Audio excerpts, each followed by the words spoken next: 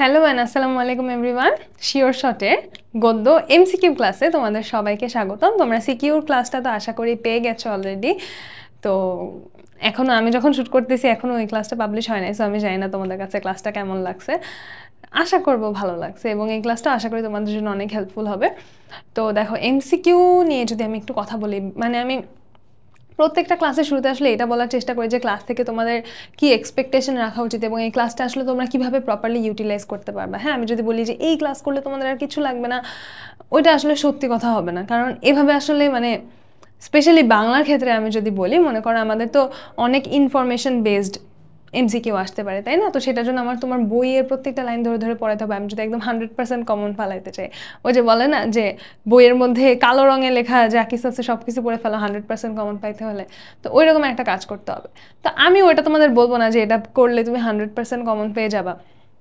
And আমি আসলে information based এমসিকিউর প্রতি এই ক্লাসটায় অত ফোকাসও করবো না, কারণ বাংলায় প্রথমত ইনফরমেশন বেসড যেগুলো থাকে যে এখানে ওর নাম কি, এই জায়গাটার নাম কি, ও কী করছে, সে কী করছে, এগুলো নর্মালি আমরা পারি।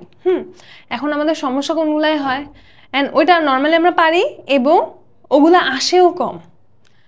কীরকম প্রশ্ন বেশি আসে? প্রশ্ন আসে বেশি এরকম যে এখানে কি বোঝানো হয়েছে, এখানে কি বলতে চাইছে, এখানে মানে অপশন সিলেক্ট করতে হয় একাধিক অপশন, যে এখানে আসলে এই এই মনোভাব প্রকাশ পাইছে।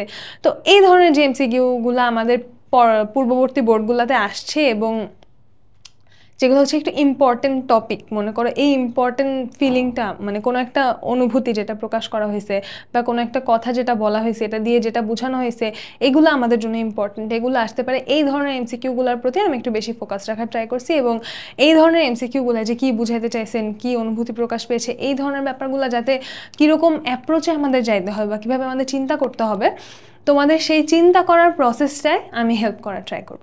ঠিক আছে, এটা হচ্ছে আমার ক্লাসের উদ্দেশ্য। তো তোমাদের 100% কমন ফালানো আসলে আমার উদ্দেশ্য না, এবং একটা ক্লাসে সবগুলা গদ্যের এমসিকিউ এভাবে কমন ফালানো সম্ভব না। তো কিন্তু তোমরা যদি এই ক্লাসটা করো, তোমাদের এই জিনিসটা নিয়ে একটা প্রপার আইডিয়া হবে যে কীরকম এমসিকিউ আসে এবং তোমাদের প্রিপারেশনটা আসলে কীরকম হওয়া উচিত। এবং অবশ্যই অনেকগুলো প্র্যাকটিস করবো আমরা, এখানে অনেক এমসিকিউ আছে, তো অনেক এমসিকিউ আমরা প্র্যাকটিসও করবো এবং ওই তো কোন ধারায় চিন্তা করা উচিত, কারণ এই ধরনের এমসিকিউই সবচেয়ে বেশি আসে। ঠিক আছে, অ্যান্ড আমি আমার এসএসসি পরীক্ষার কথা যদি মনে করি, তোমাদেরকে ক্লাস শুরুর আগে একটু গল্প বলে নেই। তো আমি সায়েন্সের স্টুডেন্ট, ঠিক আছে? এমন না যে আমি বাংলা নিয়ে পড়াশোনা করতেছি, কিন্তু স্কুলে থাকতে আমার কাছে বাংলা খুব ভালো লাগতো। ভালো লাগতো কেন? কারণ আমার কাছে ইজি লাগতো। একদম অনেস্ট কথা হচ্ছে, আমার কাছে ইজি লাগতো। ঠিক আছে, মানে অঙ্ক, ফিজিক্স এগুলো আমার কাছে খুব কঠিন লাগতো। আমি একটু মানে বোকাশোকা, আমার মাথায় এগুলো কম ঢুকে। বোকাশোকা মানে গাধা আর কি। তো এগুলো মাথায় একটু কম ঢুকে, তো বাংলা হচ্ছে তুলনামূলক খুব ইজি লাগতো। তো বাংলা পরীক্ষার আগে আমি না খুব এক্সাইটেড ছিলাম, কেন জানি, যে আমার এসএসসি পরীক্ষা শুরু, আমি খুব এক্সাইটেড। তো আমি এরকম বাংলা, আচ্ছা তোমরা হচ্ছে যাদের বিরক্ত লাগবে গল্প শুনতে, তারা টাইনা যেখানে পড়ানো শুরু করেছে সেখানে চলে যাবা, ঠিক আছে? আর যারা শুনতে চাও তাদের বলি। তো এরকম আমি বাংলার আগে একদম সব, মানে আমি এত ভালো মতো পড়ছি বই, মনে হয় 2-3 বার আমি রিভিশন দিছি, অ্যান্ড মানে প্রত্যেকটা ইনফরমেশন খুঁটায় খুঁটায় পড়ছি, বইয়ের ভিতরে ইনফরমেশন। তো আমি তো একদম ফুল কনফিডেন্সে গেছি, এমসিকিউ নিয়ে বসছি এক্সাম হলে। আমি ফার্স্ট রানে যে আমি দাগাইতেছি এভাবে মনে হয় 30টার মধ্যে 8টা নাকি 11টা দাগাইতে পারছি। এবং এই 8টা বা 11টা যে কয়টা আমি দাগাইতে পারছিলাম, এই কয়টা হচ্ছে স্পেসিফিক ইনফরমেশন বেসড এমসিকিউ আসছিল। আর সব এরকম আসছে যে এখানে কি অনুভূতি প্রকাশ পেয়েছে, এখানে কি বোঝানো হয়েছে, এখানে কি প্রকাশ পাচ্ছে, সব কোয়েশ্চেন আসছে এরকম। পরে আমি আস্তে আস্তে ওগুলোও দাগাইছি বুঝে বুঝে, মানে বোঝার ট্রাই করে করে, অ্যান্ড মনে হয় খুব একটা খারাপ করি নাই, কারণ এ প্লাস তো পাইছি। বাট মানে এরকম কোয়েশ্চেন আসছে আমাদের, হ্যাঁ, অ্যান্ড এরপর থেকে সবসময় এরকম কোয়েশ্চেনই বেশি আসে। তো এই জন্য এই ধরনের কোয়েশ্চেনগুলোর উপর আমাদের আসলে ফোকাস দেওয়াটা খুব ইম্পর্টেন্ট। ঠিক আছে, তো চলো আমরা পড়াশোনা শুরু করি। তো কতক্ষণ হয়েছে? 4 মিনিট। আচ্ছা, বেশি সময়, 5 মিনিট, বেশি সময় তোমাদের আমি নষ্ট করি নাই কথাবার্তা বলে। এনিওয়েজ, তো আমাদের আচ্ছা, তোমাদের তো হচ্ছে অলরেডি ওয়ান শট ক্লাসের প্লেলিস্ট তোমাদেরকে দেওয়াই আছে, এবং তো আমাদের সামনে ফাইনাল রিভিশন ব্যাচও আসতেছে। সেখানে তোমাদের একদম, আমরা চেষ্টা করবো তোমাদের একদম 100-এ 100 যাতে প্রিপারেশনটা হয়ে যায়, তোমাদের A+ যাতে একদম নিশ্চিত হয়, এরকম একটা প্রিপারেশন এবং একদম অসাধারণ একটা টিচার প্যানেল তোমরা পাচ্ছ। তোমরা আসলে খুবই লাকি। তো আচ্ছা ঠিক আছে, এবার আমরা পড়াশোনা শুরু করি। সবার প্রথমে আমাদের যে গদ্যটা আছে সেটা হচ্ছে প্রত্যুপকার। প্রত্যুপকার মানে কি? যে উপকারী তার উপকার করা, এটা হচ্ছে প্রত্যুপকার। ঠিক আছে, এখন প্রত্যুপকার আমাদের আগে ছিল না বোর্ডের সিলেবাসে, এটা বোর্ডের সিলেবাসে একটা নতুন সংযোজন। এই জন্য আমি যতগুলো এমসিকিউ দেখাবো একটাও বোর্ডের এমসিকিউ না, কারণ এগুলো কখনো বোর্ডে আসেই নেই, এটা কখনো বোর্ডের সিলেবাসে ছিলই না। তো চলো আমরা শুরু করি। আচ্ছা, এখন আমাদের এমসিকিউর একটা জিনিস নিয়ে খুব প্যারা হয় যে আপু লেখক পরিচিতি কবি পরিচিতি কি মুখস্থ করব? যদি বোর্ডের কোশ্চেন একটু দেখো, লেখক পরিচিতি কবি পরিচিতি থেকে অনেক কম কোয়েশ্চেন আসে, অনেক কম। এখান থেকে তো কম কোয়েশ্চেন আসেই, আর সাল থেকে যে কত সালে জন্ম কত সালে মৃত্যু এখান থেকে প্রশ্ন আসে না বললেই চলে, খুবই কম। তো এই জন্য রিডিং পড়ে যাবা, কবি পরিচিতি লেখক পরিচিতি যতটুকু মনে থাকে থাকবে, যতটুকু না থাকবে না থাকবে। এটা নিয়ে অনেক স্ট্রেস না নিয়ে বরং বইয়ের ভিতরে গিয়ে আছে সেটা ভালো মতো মনে রেখে পড়ো এবং ভালো মতো বুঝে পড়ো। মানে বইয়ের ভিতরটা ভালো মতো বুঝে পড়া তোমাকে সিকিউতে যেমন হেল্প করবে, এমসিকিউতেও ওইটাই হেল্প করবে। হ্যাঁ, বাংলা মুখস্থ করে আসলে এমসিকিউতেও পার পাওয়া যায় না, এমনই একটা সাবজেক্ট। আচ্ছা, তো এই জন্য সাল টাল তো ইম্পর্টেন্ট না, বাট কে কি কাজ করছে এই ধরনের জিনিসগুলো একটু দেখা লাগে। তো শুরু করি। বাংলা ভাষায় জ্যোতিচিহ্ন প্রয়োগের কৃতিত্ব কার? আমাদের লেখক যেহেতু ঈশ্বরচন্দ্র বিদ্যাসাগর, এই কৃতিত্ব হচ্ছে ঈশ্বরচন্দ্র বিদ্যাসাগর। এবং এই কারণে এইটা একটা ইম্পর্টেন্ট কোয়েশ্চেন যে ঈশ্বরচন্দ্র বিদ্যাসাগরকে এই কারণে বাংলা গদ্যের জনক বলা হয়। ঠিক আছে, যে তিনি হচ্ছে এরকম জ্যোতিচিহ্ন প্রয়োগ, তারপরে এরকম আরো 2-3টা কাজ আছে, কি কি জানি, দাঁড়াও বইটা বাইর করি। হায় আল্লাহ, আমার নোটটা যাতে হারায় না যায়, আল্লাহ প্লিজ, 1 মিনিট ওয়েট।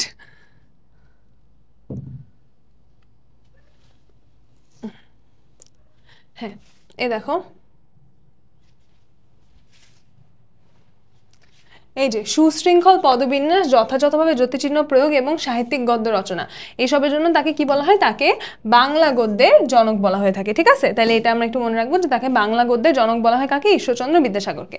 শকুন্তলা গ্রন্থটির রচয়িতাকে ঈশ্বরচন্দ্র বিদ্যাসাগর। এগুলো জাস্ট একটু ইনফরমেশন আমরা মনে রাখার ট্রাই করবো। ওকে, আচ্ছা এবার আমরা গল্পে চলে যাই। আলী ইবনে আব্বাস, আমাদের প্রত্যুপকার গল্পে আলী ইবনে আব্বাস কে ছিল? আলী ইবনে আব্বাস ছিল হচ্ছে ওই যে প্রত্যুপকার করে সেই লোকটা, হ্যাঁ, যে আগে একজনের সাহায্য পাইছিল এবং পরবর্তীতে তাকে আবার সেই উপকারটা ফেরত দিছে, সেই লোকটা হচ্ছে আলী ইবনে আব্বাস। তো আমাদের গল্পের একদম শুরুতেই আছে যে আলী ইবনে আব্বাস হচ্ছে কার প্রিয় পাত্র ছিলেন? খলিফা মামুনের প্রিয় পাত্র ছিলেন। ঠিক আছে, তাহলে কার প্রিয় পাত্র ছিলেন? খলিফার। হস্তপদবদ্ধ মানে কি? হাত পা বাঁধা, বন্ধ না বদ্ধ হবে, বদ্ধ। থাকবো না কেউ বদ্ধ ঘরে, দেখবো এবার জগৎটাকে। এক ব্যক্তি তাহার সম্মুখে নিত মানে কি? আনিত হইলেন, অর্থাৎ তাকে আনা হইল। কার সম্মুখে আনা হয়েছে? যে তাহার বলতে কার কথা বলা হয়েছে? কার কথা বলা হয়েছে? অবশ্যই খলিফার সামনেই আনবে, তাই না? খলিফা মামুনের কথা বলা হয়েছে। প্রত্যুপকার গল্পে বন্দি ব্যক্তিটি কোথাকার অধিবাসী? বন্দি ব্যক্তিটা থাকে হচ্ছে এই যে ডেমাস্কাসের অধিবাসী। ডেমাস্কাস বা দামেস্ক যে শহরটা আছে, সেই ডেমাস্কাস বা দামেস্ক এর অধিবাসী হচ্ছে এই আমাদের বন্দি ব্যক্তি। তারপর কি বলছে? ডেমাস্কাস নগরের কোন অংশে লোকটির বসবাস? এই দেখো, এগুলো কিন্তু সব বইয়ের জিনিস। ঠিক আছে, আমি মাঝে মাঝে একটু বইটা খুলে খুলে দেখাই তোমাদের। যে বলছে ডেমাস্কাস আমার জন্মস্থান, ওই নগরে যে অংশে বৃহৎ মসজিদ আছে তথায় আমার বাস। তাহলে কোথায় তার বাস? বাস হচ্ছে বৃহৎ মসজিদের কাছে। দামেস্ক নগরী আলী ইবনে আব্বাসের কাছে পরিচিত যে কারণে, কেন পরিচিত বলো তো? আলী ইবনে আব্বাস মানে কি? যাকে খলিফা নির্দেশ দিছে যে এই লোকটাকে যাতে তার কাছে নিয়ে রাখা হয়। তারপরে আলী ইবনে আব্বাস যখন ওই লোকটার কাছে শুনছে যে তার হচ্ছে বাড়ি কোথায়, তো সেটা শুনে সে বলছে যে আপনার বাড়ির ওই জায়গায় জগদীশ্বরের শুভ দৃষ্টি থাকুক, যে সেখানে যাতে আল্লাহর রহমত বর্ষিত হয়। তো কেন বর্ষিত হবে? কারণ ওই জায়গায় তার একবার প্রাণ রক্ষা হয়েছিল, একজন খুবই দয়ালু মানুষ তার প্রাণ রক্ষা করছিল। ঠিক আছে, তাহলে কি হবে? ওখানে তার প্রাণ রক্ষা হয়েছিল এবং ওখানে আশ্রয়দাতার বাস। তাহলে 1 ও 2। তৎকালে, তৎকালে মানে কি? তৎকালে মানে তখন, কিছু না বলিয়া মৌনাবলম্বন করিয়া রহিলেন। যে বিষয়ে মৌনাবলম্বন করে রইলেন। এই দেখো, এরকম লাইন দেখলে কিন্তু আমাদের মনে পড়তে হবে যে এই লাইনটা আমরা কোথায় দেখছি, নাইলে তো উইদাউট কনটেক্সট একটা লাইন দেখলে আমাদের কিছু মনে পড়বে না, তাই না? তো এই লাইনটা আমরা কোথায় দেখছি এটা কিন্তু মনে থাকতে হবে। কোথায় দেখছি চলো তোমাদের একটু মনে পড়ায় দিই যদি মনে না পড়ে। এই দেখো, এই যে তৎকালে কিছু না বলিয়া মৌন অবলম্বন করিয়া রহিলেন। এখানে কি হয়েছে যে ওই যে লোকটা ডেমাসকাসের ওই লোকটা হচ্ছে আলী ইবনে আব্বাসকে বলছে যে একটা কাফেলার দল হচ্ছে আপনি আপনার বাড়ি যেখানে সেখানে যাবে, তো আপনি হচ্ছে তাদের সাথে যাইতে পারবেন। কিন্তু আলী ইবনে আব্বাসের কাছে হচ্ছে কোনো টাকা পয়সা ছিল না যে ওদের সাথে যে যাবে। তো এখন সে এটা বলতেও লজ্জা পাইতেছিল যে আমার কাছে তো কোনো টাকা নাই।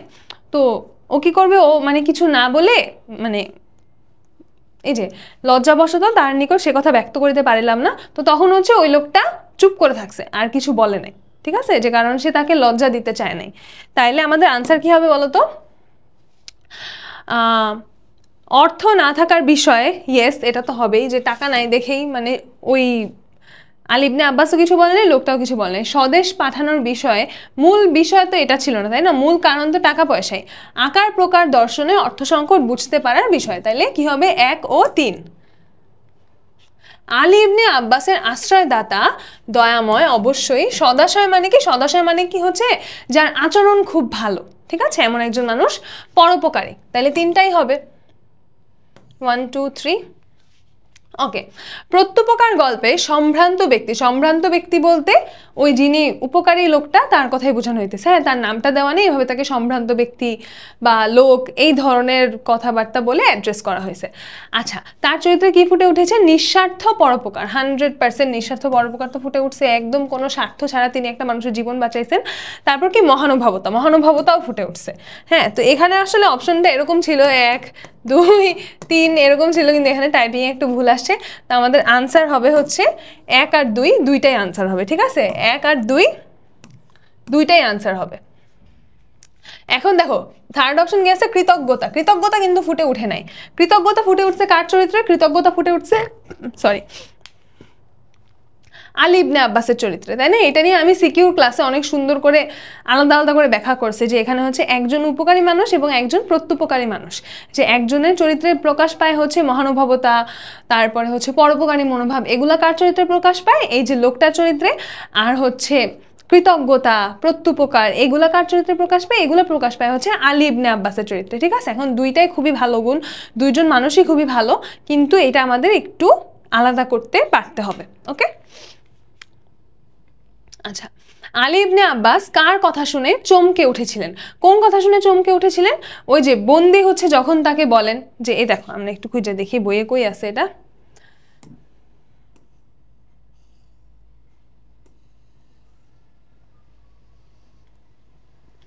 এই যে যখন ওই লোকটা তাকে বলল যে সে নিজেই ওই ব্যক্তি, যে আপনি যে ব্যক্তির উল্লেখ করিলেন সে এই হতভাগ্যই আপনাকে 1 মাসকাল আপন আলয়ে রাখিয়াছিল, তাহার এই কথা শুনিয়া আমি চমকিয়া উঠিলাম। তাইলে কোন কথা শুনে চমকে উঠছে? বন্দির কথা শুনে চমকে উঠছে, তাই না? বন্দি যখন বলছে যে সেই হচ্ছে সেই মানুষ যে তাকে আশ্রয় দিয়েছিল, সেটা শুনে সে চমকে উঠলো। ওকে, নেক্সট কোয়েশ্চেন। ডেমাসকাসবাসী আলী ইবনে আব্বাসকে তার পরিবারের কাছে নিজের মৃত্যু সংবাদ পাঠাতে অনুরোধ করলো কেন? আচ্ছা, অপশনগুলো দেখি। ন্যায় বিচার লাভের জন্য, ডেমাসকাসে বিদ্রোহ করার জন্য, পরিবার যেন তার প্রত্যাবর্তনের মিথ্যা আশায় বসে না থাকে। তো বুঝাই যাইতেছে যে এটার জন্যই, তাই না?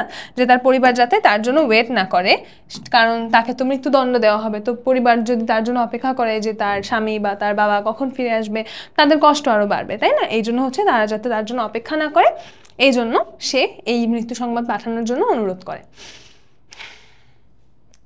আলী ইবনে আব্বাস আশ্রয়দাতার পরিচয় পেয়ে সিদ্ধান্ত নিয়েছিলেন। কি সিদ্ধান্ত নিয়েছিলেন? সিদ্ধান্ত নিয়েছিলেন যে তাকে এখনই মুক্ত করে দিবেন, এই সিদ্ধান্ত নিয়েছিলেন, ঠিক আছে? তাহলে তাকে স্বাধীন করার, খলিফার কাছে নিয়ে যাওয়ার না, এটা তিনি চান নাই। খলিফার কাছে তিনি নিতে চান নাই, পরিবারের কাছে ফিরিয়ে দেওয়ার, এটা তিনি চেয়েছেন যে তাকে মুক্ত করে পরিবারের কাছে ফিরিয়ে দিবেন। খলিফার কাছে নিতে চান নাই। পরবর্তীতে খলিফার কাছে কেন নিছেন? কারণ সেই লোকটা রাজি হন নাই। তিনি বলছেন যে আমি যার প্রাণ একবার রক্ষা করছি, এখন আমি নিজের প্রাণ রক্ষা করার জন্য যদি আমি তাকে বিপদে ফেলি, তাহলে আমি নিজেকে ক্ষমা করতে পারবো না। এই জন্য তিনি পরবর্তীতে খলিফার কাছে গিয়ে অনুরোধ করেন যাতে হচ্ছে এই লোকটাকে ছেড়ে দেওয়া হয়। তাহলে কি হবে আমাদের আনসার? আনসার হবে হচ্ছে 1 ও 3। আলী ইবনে আব্বাস খলিফার কাছে বন্দি ব্যক্তির যে বৈশিষ্ট্য তুলে ধরেন সেটা কি? দয়াশীল, হ্যাঁ দয়াশীলতা তুলে ধরা হয়েছে, পরোপকারী সেটাও তুলে ধরা হয়েছে, ন্যায়পরায়ণ, তাহলে তিনটা গুণই তুলে ধরা হয়েছে, তাই না? যে সে কত ভালো একজন মানুষ, কতটা ক্ষমাশীল, কতটা দয়াশীল এবং পরোপকারী একজন মানুষ, এগুলো তুলে ধরা হয়েছে। মদিনায় হিজরতের পথে রাসূল সাল্লাল্লাহু আলাইহি ওয়াসাল্লাম আবু মাবদ ও উম্মে মাবদ নামে এক পরহিতব্রতী, দেখো এই শব্দটা মনে করো খুব যে ইম্পর্টেন্ট আমাদের জন্য সেটা না, কিন্তু তাও তোমাদের শিখায়। পর মানে কি? অন্যরা, অন্য কেউ, হ্যাঁ পর, আপন পর। হিত মানে কি? হিত মানে হচ্ছে ভালো বা কল্যাণ, ঠিক আছে? হিত মানে হচ্ছে ভালো বা কল্যাণ। ব্রতী মানে কি? নর্মালি ব্রতী মানে কি? যে কোনো একটা ব্রত শব্দটা আমরা শুনছি না, যে কোনো একটা ব্রত রাখতেছে কেউ, মানে কি কোনো একটা প্রার্থনা, হ্যাঁ ব্রত মানে হচ্ছে প্রার্থনা বা ইচ্ছা। পরহিত ব্রতী মানে হচ্ছে অন্যের ভালো চায় বা অন্যের কল্যাণের জন্য কাজ করে এমন মানুষ, ঠিক আছে?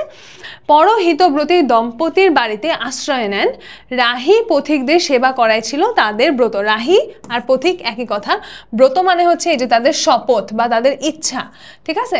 কুটির স্বামী মানে হচ্ছে যে গৃহস্বামী, মানে পুরুষ মানুষ যিনি, বাড়ি না থাকায় তার পত্নী অর্থাৎ তার স্ত্রী ছাগি দুগ্ধ মানে ছাগলের দুধ দিয়ে হজরতের তৃষ্ণা দূর করলেন। উক্ত উদ্দীপকের উম্মে মাবদ চরিত্রটির সঙ্গে প্রত্যুপকার গল্পের কোন চরিত্রের তুলনা করা যায়? উম্মে মাবদ কেমন একজন চরিত্র? খুবই দয়াশীল এবং পরোপকারী একজন চরিত্র, তাই না? যে অন্যের উপকার করতে সর্বদা প্রস্তুত। তো এইরকম মানুষকে আমাদের গল্পে, এরকম মানুষ হচ্ছে আমাদের সেই যে সম্ভ্রান্ত লোকটা, ডেমাস্কাসবাসী যে লোকটা, তিনি। তাহলে কি হবে? দামেস্কের সম্ভ্রান্ত ব্যক্তি। এবং উক্ত সাদৃশ্যের কারণ কি? নিঃস্বার্থ উপকারিতা। ইয়েস, কোনো স্বার্থ ছাড়া উপকার করতেছে। সকৃতজ্ঞ প্রত্যুপকারিতা না, এটা কিন্তু আলী ইবনে আব্বাস, বারবার বলতেছি, সৃজনশীলের ক্লাসেও বলছি, এই ক্লাসেও বলতেছি। এবং দায়িত্বশীলতা, হ্যাঁ দায়িত্বশীলতা হবে, যে খুবই দায়িত্ব নিয়ে একটা মানুষের সেবা করছে। তাহলে কি হবে? 1 ও 3, ঠিক আছে? ওকে। কাজল একদিন সাগরকে ডুবে যাওয়ার হাত থেকে বাঁচায়। সাগর বন্ধুর এই উপকার মনে রাখে। তাহলে উপকার কে করতেছে? উপকার করতেছে হচ্ছে কাজল। তাহলে কাজল কার সাথে মিলে? ওই দামেস্কের লোকটার সাথে মিলে। আর সাগর কার সাথে মিলে? সাগর মিলে হচ্ছে আলী ইবনে আব্বাসের সাথে। একদিন কাজল রোড অ্যাক্সিডেন্টে গুরুতর আহত হলে সাগর তাকে হাসপাতালে নিয়ে যায় এবং রক্ত দিয়ে কিছুটা হলেও ঋণ শোধ করে। তাহলে কাজল কার প্রতিরূপ? এটা তো শুরুতেই বলছি, কাজল কার প্রতিরূপ? কাজল হচ্ছে যে আশ্রয়দাতা, আশ্রয়দাতার প্রতিরূপ, তাই না? ওকে। উভয় সাদৃশ্যের ক্ষেত্র কি কি? প্রত্যুপকার কি সাদৃশ্যের ক্ষেত্র?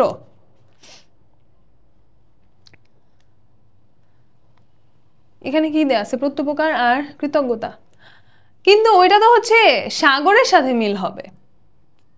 এইখানে যে সাদৃশ্যটার কথা বলা হয়েছে, এই সাদৃশ্যটা কিন্তু হচ্ছে সাগরের সাথে মিল, তাই না? যে যদি প্রত্যুপকার আর কৃতজ্ঞতায় মিল হয়, তাইলে এই মিলটা কার সাথে? মিলটা হচ্ছে সাগরের সাথে, কারণ সাগর হচ্ছে প্রত্যুপকার করতেছে।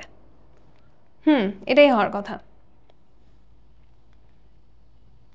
ওকে, ঠিক আছে। তারপরে আছে হচ্ছে আমাদের শুভা। শুভা আমাদের সবারই পরিচিত একটা গল্প, এটা অনেক বছর ধরে সিলেবাসে আছে, অনেক প্রশ্ন আসছে অতীতে, ভবিষ্যতেও আসবে। তো শুভা থেকেও আমাদের মনে করো শুভাতে এমন না যে অনেক বেশি ইনফরমেশন আছে, কিছু ইনফরমেশন আছে, কয়েকজনের নামধাম আছে, তারপরে হচ্ছে কিছু ছোট ছোট ঘটনা আছে যেখানে হচ্ছে মানে ওই তো স্পেসিফিক তথ্য আছে। এছাড়া কিন্তু অধিকাংশ জিনিসই যে কি প্রকাশ পাচ্ছে, কি বোঝানো হচ্ছে, এই ধরনের কোয়েশ্চেনগুলাই করা হয়। তো চলো আমরা শুরু করি। ছোট মেয়েটির নাম সুভাষিনী রাখে কে? কে রাখে বলো তো? তার বাবা, যার নাম হচ্ছে বাণীকণ্ঠ।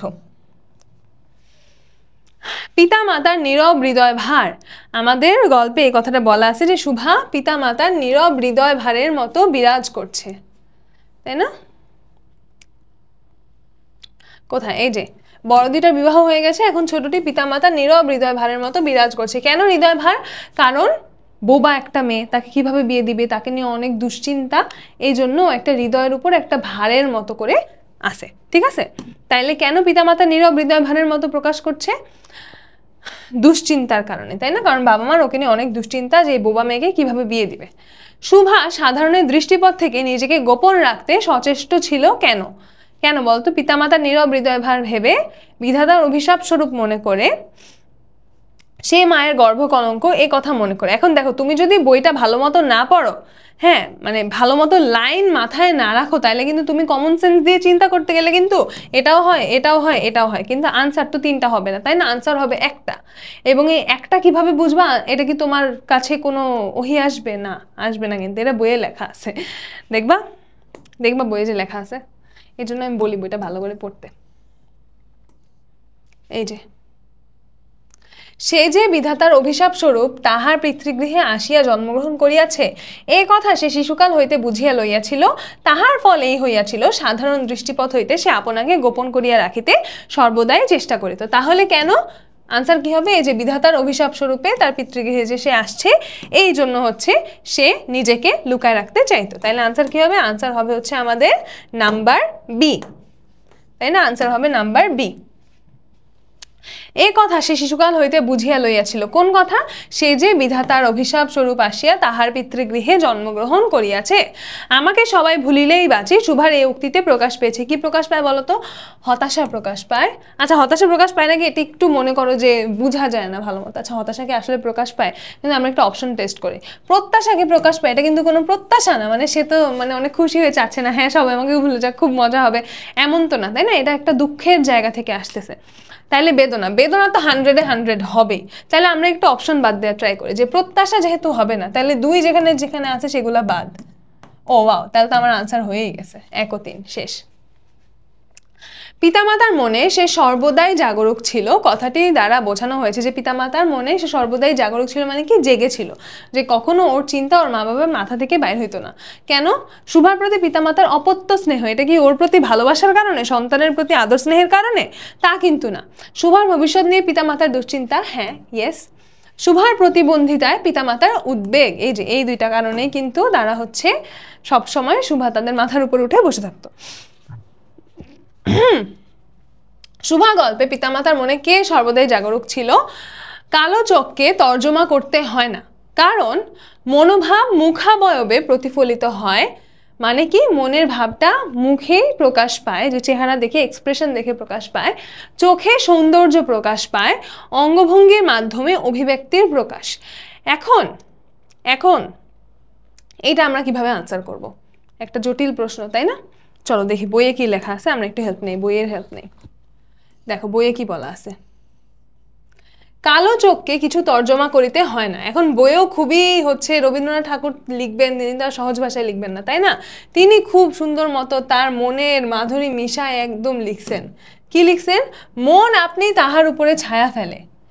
আচ্ছা, এটা কিন্তু হচ্ছে এটার সাথে মিল আছে, যে মনোভাব মুখাবয়বে প্রতিফলিত হয়, তাহলে এটা আমরা পায়ে গেলাম, ঠিক আছে? এখন আর 2টা কি? যে চোখে সৌন্দর্য প্রকাশ পায়, অঙ্গভঙ্গির মাধ্যমে অভিব্যক্তির প্রকাশ। আচ্ছা আসো দেখি।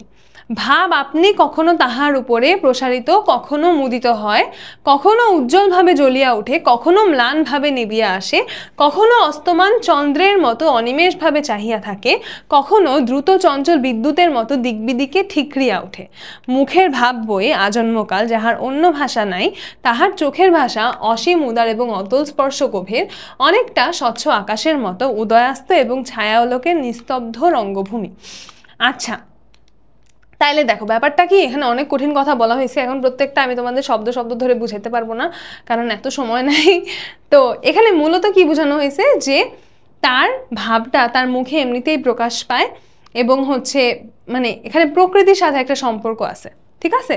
তো মোটামুটি এই ধরনের ব্যাপারে বোঝানো হয়েছে, যে ভাব নিজে থেকেই তার চেহারায় হচ্ছে প্রকাশিত হয়। তাইলে এখানে অঙ্গভঙ্গির মাধ্যমে অভিব্যক্তির প্রকাশ, এমন কোনো কিছু কিন্তু আমরা পাইই নাই, তাই না? এমন কোনো কথা কিন্তু আমরা পাই নাই। তাইলে মনোভাব মুখাভাবে প্রতিফলিত হয়, এটা আমরা ধরলাম। চোখে সৌন্দর্য প্রকাশ পায়, এটাও আমরা ধরতে পারি, ঠিক আছে? যে তার চোখের মাধ্যমে তার ভাষাটা প্রকাশ পাচ্ছে। কিন্তু অঙ্গভঙ্গির কথা কিন্তু আমাদের বইয়ে বলা হয় নাই। তো বইয়ে যেটা বলা হয় নাই, নর্মালি যারা মনে করো বোবা, তারা সাইন ল্যাঙ্গুয়েজেই কথা বলে, তারা মেনলি অঙ্গভঙ্গির মাধ্যমেই কথা বলে, কিন্তু আমাদের বইয়ে কি বলা আছে সেটা আমাদের ফোকাস করতে হবে। তাইলে আমাদের আনসার কি হবে? আমাদের আনসার হবে 1 ও 2। এখানে আনসারটা ভুল দেওয়া আছে আমার মতে। শুভা গল্পের কোন উক্তিটিতে শুভার মনের ভাব চোখের ভাষার মর্মার্থ প্রকাশ পেয়েছে? আচ্ছা, যে তার মনের ভাব যে চোখের ভাষার মাধ্যমে প্রকাশিত হয়, এটা কোন লাইনের মাধ্যমে প্রকাশ পেয়েছে? তার সুদীর্ঘ পল্লব বিশিষ্ট বড় বড় দুটি চোখ ছিল। এখানে তো ভাষা রিলেটেড কোনো কিছু বলা হয়নি, তাইলে এটা হবে না, আগেই বাদ। কালো চোখকে কোনো কিছু তর্জমা করতে হয় না, যাহার ভাষা নেই তাহার চোখের ভাষা অসীম। তাইলে দেখো তার চোখ যে হচ্ছে ভাষাটা প্রকাশ করতেছে, এটা কিন্তু সবচেয়ে ভালো করে এই লাইনের প্রকাশ পাইতেছে, তাই না? যে যার কোনো ভাষা নাই তার চোখের ভাষাটাই হচ্ছে অসীম, তার চোখের ভাষাটাই হচ্ছে সবচেয়ে বেশি প্রকাশ পায়।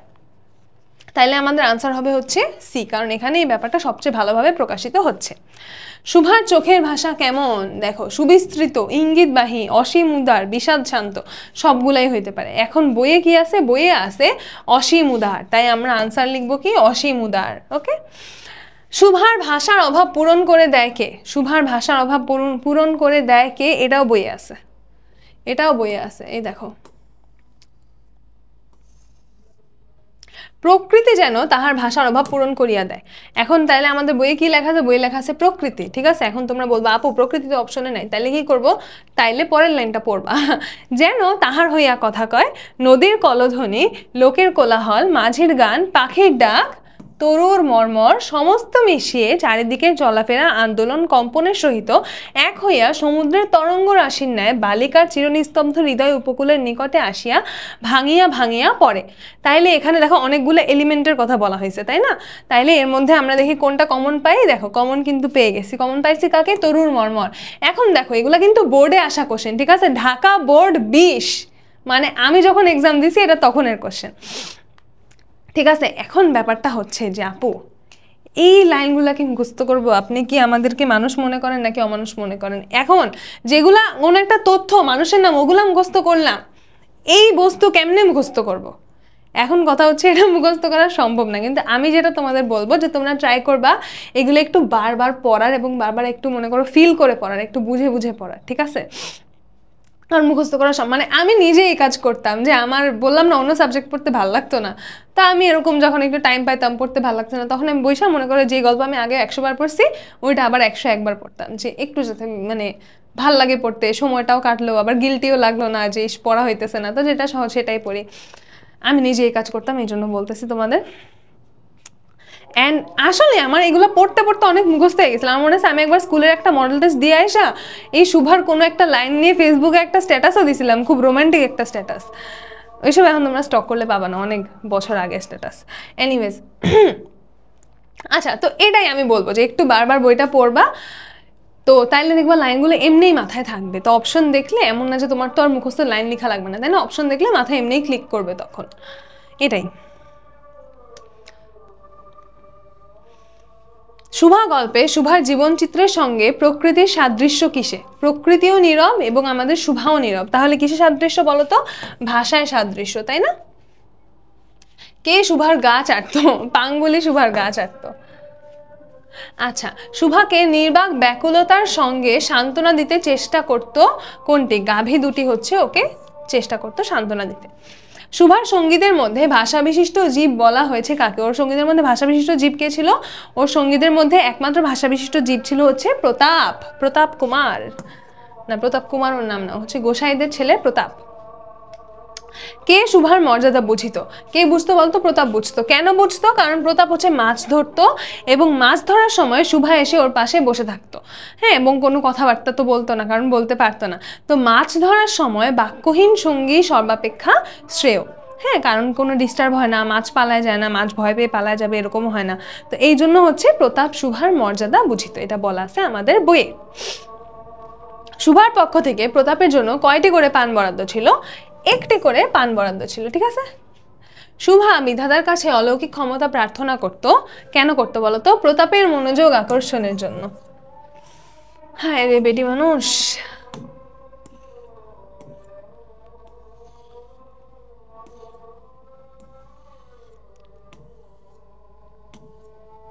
এই যে কই জানি, এই যে মনে মনে বিধাতার কাছে অলৌকিক ক্ষমতা প্রার্থনা করিত, যে এমন একটা আশ্চর্য কাণ্ড ঘটাইতে ইচ্ছা করিত যাতে বলিত যে তাই তো আমাদের শুভের যে এত ক্ষমতা তাহা তো জানিতাম না, যে প্রতাপ একদম ইমপ্রেস হয়ে যাবে যে wow Shubha is that you. এই জন্য হচ্ছে ও খুব চাইতো যে ওর যাতে কোনো একটা ক্ষমতা হয়ে যায় আর ও প্রতাপকে যাতে ইমপ্রেস করে ফেলতে পারে। সে আপনাকে আপনি দেখিতেছে, ভাবিতেছে, প্রশ্ন করিতেছে এবং বুঝিতে পারিতেছে না।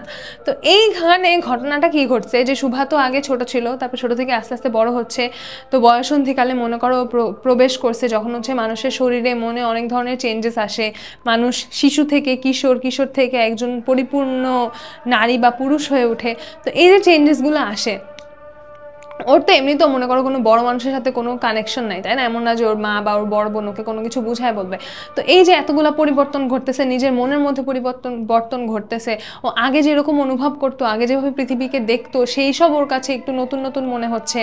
তো এই যে ও মানে সব কিছু নতুন, হ্যাঁ। তো এইটাই রবীন্দ্রনাথ নিজের ভাষায় সুন্দর করে রোমান্টিকতার সাথে বলেছেন, সে আপনাকে আপনি দেখিতেছে, ভাবিতেছে, প্রশ্ন করিতেছে এবং বুঝিতে পারিতেছে না। তাহলে আমাদের আনসার কি হবে? নব যৌবনে পদার্পণ। শুভা নিজের বিয়ের সংবাদ প্রথম কার কাছে পেয়েছে? প্রতাপ বলছে যে কিরে শু, তুই নাকি বিয়ে করতে যাচ্ছিস। ইনসেনসিটিভ বলার কথাটা। আচ্ছা, তুমি আমাকে যাইতে দিও না মা। শুভার এই কথায় এই মা কেউ নিজের মাকে বলছে। এই মা কিন্তু নিজের মাকে বলেনি, এটা হচ্ছে ও ধরণীকে বলছে বা ভূমিকে বলছে, অর্থাৎ ওর যে গ্রামের মাটি, সেই মাটির উদ্দেশ্যে বলছে। কেন বলছে? আকুল হয়ে বলছে যে ও এই গ্রাম ছেড়ে যেতে চায় না, সেজন্য বলছে। আচ্ছা, এই কথার মধ্য দিয়ে শুভার কোন অভিব্যক্তি প্রকাশিত হয়েছে? চিরচেনা জগৎকে আঁকড়ে ধরা, অবশ্যই ও এটাই চাইছে, ওর গ্রামে থাকবে।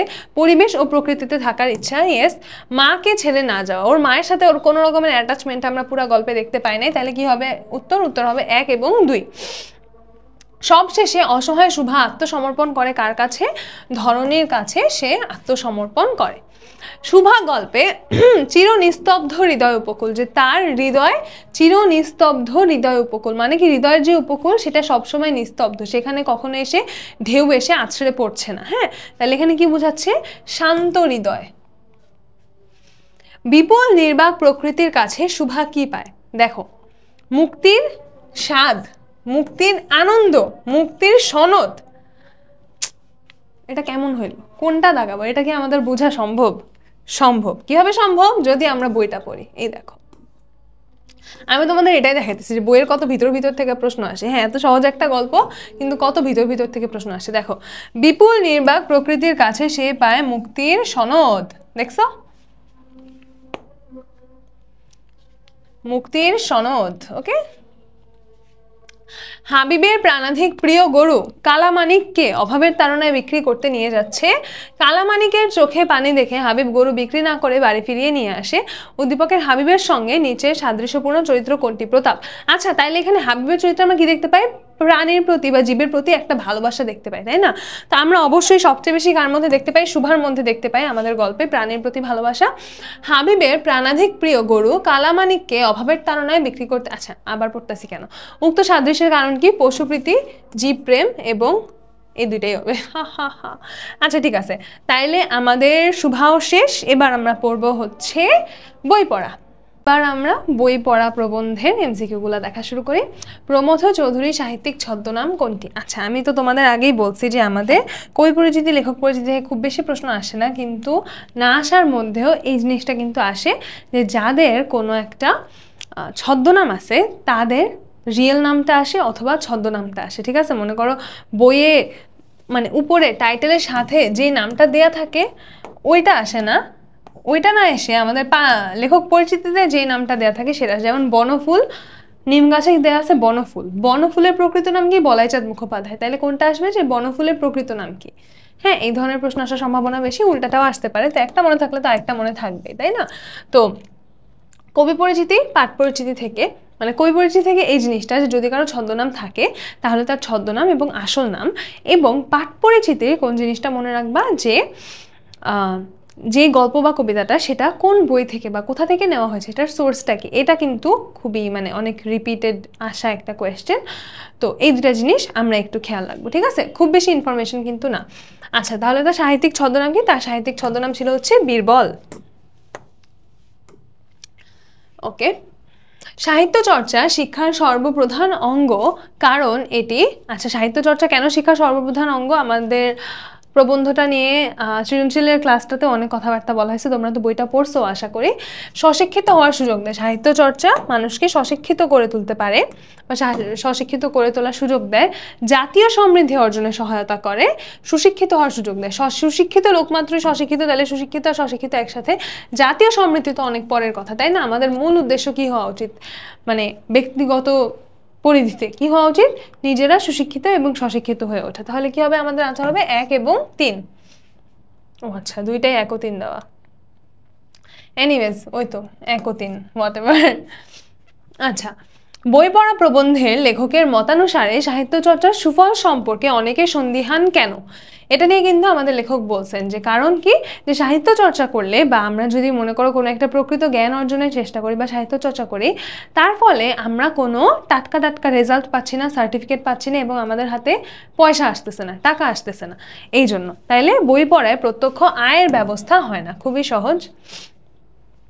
ডেমোক্রেসির গুরুরা বলতে প্রমথ চৌধুরী কাদের বুঝিয়েছেন? আচ্ছা ঠিক আছে, এটা নিয়ে তোমাদের অনেকের কনফিউশন থাকে, আমি এটা পড়ানোর সময়ও দেখছি। ডেমোক্রেসির গুরুরা বলতে বোঝানো হয়েছে যে যারা হচ্ছে এই ডেমোক্রেসিটাকে প্রিচ করতে চাইছিল। হ্যাঁ, কারা চাইছিল? ইংরেজরা হচ্ছে চাইছিল ডেমোক্রেসি সবাইকে শিখাইতে, সবাইকে জানাইতে।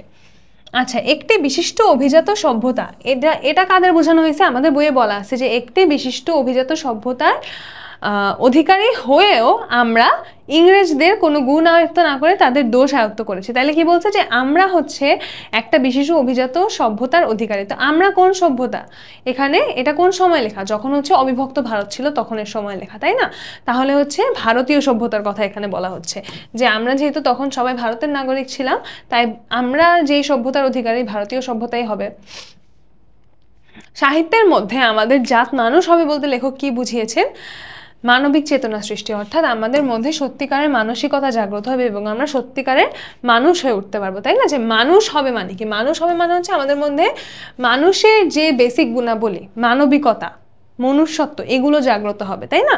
তাহলে মানসিক প্রফুল্লতা তো পরে আসে, বুদ্ধিবৃত্তি, মানসিক সুস্থতা, এগুলো সব কিছু কিন্তু পরে আসে। আগে মানবিক চেতনাটা লাগবে, আমাদের প্রকৃত মানুষ হয়ে উঠতে হবে আগে, তাই না? ওকে, লেখকের মতে শিক্ষা হলো দান সাপেক্ষ না, কারণ শিক্ষা কেউ কাউকে দিতে পারে না, এটা কিন্তু লেখক বলছেন। অর্জন সাপেক্ষ, ইয়েস, যে কে কতটুকু নিতে পারতেছে, এবং গ্রহণ ক্ষমতা সাপেক্ষ, যে তুমি কতটুকু নিতে পারছো। হ্যাঁ, তাহলে 2 ও 3। একজন যথার্থ শিক্ষকের সার্থকতা সেখানে যদি শিক্ষার্থীর খেলাধুলায় উন্নতি হয়, আত্মা উদ্বোধিত হয়, অন্তর্নিহিত প্রচ্ছন্ন শক্তি জাগ্রত হয়। এটা হবে না, এটা তো আমরা বুঝতেই পারতেছি, আমাদের এই প্রবন্ধ তো খেলাধুলা নিয়ে কোনো কথাই নেই, তাইলে খুব ইজিলি আমরা বলতে পারি বাকি দুইটাই হবে অপশন টেস্ট করলেই। এছাড়াও আত্মা উদ্বোধিত হয়, হ্যাঁ এরকম কথা আমরা প্রবন্ধে দেখছি যে তাকে আত্মার উদ্বোধন ঘটাতে হবে, এবং অন্তর্নিহিত প্রচ্ছন্ন শক্তি মানে কি, যেই শক্তিটা ভিতরে ঢাকা অবস্থায় আছে, ঠিক আছে, সেই ঢাকনাটা খুলে দিতে হবে, সেটা উন্মোচন করে দিতে হবে যাতে শক্তিটা বের হয়ে আসতে পারে। ওকে, আচ্ছা, কোন শক্তির বলে শিষ্য নিজের মন নিজে গড়ে তুলে? কোন শক্তির বলে বলো তো? আত্মার শক্তির বলে। বিদ্যার সাধনায় গুরুকে উত্তর সাধক কেন বলা হয়েছে? উত্তর সাধক কেন বলা হয়েছে বলো তো? তিনি কি শিখান বলে? না, শিখান বলে কিন্তু না, উদ্বুদ্ধ করেন বলে, যে সে হচ্ছে শিখার ইচ্ছাটাকে জাগ্রত করে তুলতে পারে। কেউ কাউকে মানুষ করে তুলতে পারে না, মানুষ সবার নিজেরই হইতে হয়। জ্ঞানীও কেউ কাউকে করতে পারে না, জ্ঞানীও নিজেরই হইতে হয়। শিক্ষক শুধুমাত্র উদ্বুদ্ধ করতে পারেন, শিক্ষক শুধুমাত্র উৎসাহিত করতে পারেন এবং তাকে পথ দেখাতে পারেন, ঠিক আছে?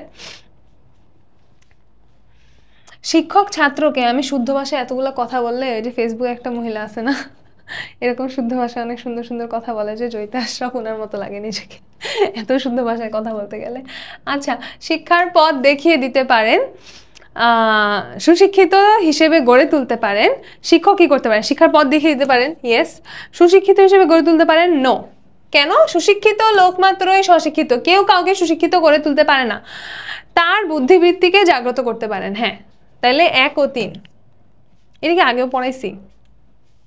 বই পড়া প্রবন্ধে প্রাবন্ধিক সমালোচনা করেছেন কিসের? শিক্ষা ব্যবস্থার সমালোচনা করেছেন। পুরাটা প্রবন্ধ জুড়েই তিনি আমাদের শিক্ষা ব্যবস্থার সমালোচনা করেছেন। বই পড়া প্রবন্ধে উল্লিখিত মা চরিত্রটি কার বা কিসের প্রতিনিধিত্ব করে? মা কি করতেছিল মনে আছে? মা হচ্ছে তাকে গেলানোর চেষ্টা করতেছিল, যে গিললেই উপকার হবে। আমাদের শিক্ষা ব্যবস্থা কি করে? আমাদেরকে গিলানোর চেষ্টা করে, মুখস্থ করানোর চেষ্টা করে, যে মুখস্থ করলেই আমরা বিশাল শিক্ষিত হয়ে যাব। তাহলে কিসের? শিক্ষা পদ্ধতির। দেহের মৃত্যুর রেজিস্টারে রাখা হয়, আত্মার হয় না। এতে কি বোঝানো হয়েছে? এই যে মানসিক স্বাস্থ্যের প্রতি উদাসীনতা, যে আমরা আমাদের মানুষের শারীরিক স্বাস্থ্যের প্রতি যদিও বা একটু হলেও নজর দেই, যে কাউকে অসুস্থ হলে তাকে হাসপাতালে নাও, চিকিৎসা করো, মানসিক স্বাস্থ্যের প্রতি এতটুকু নজর আমরা দেই না।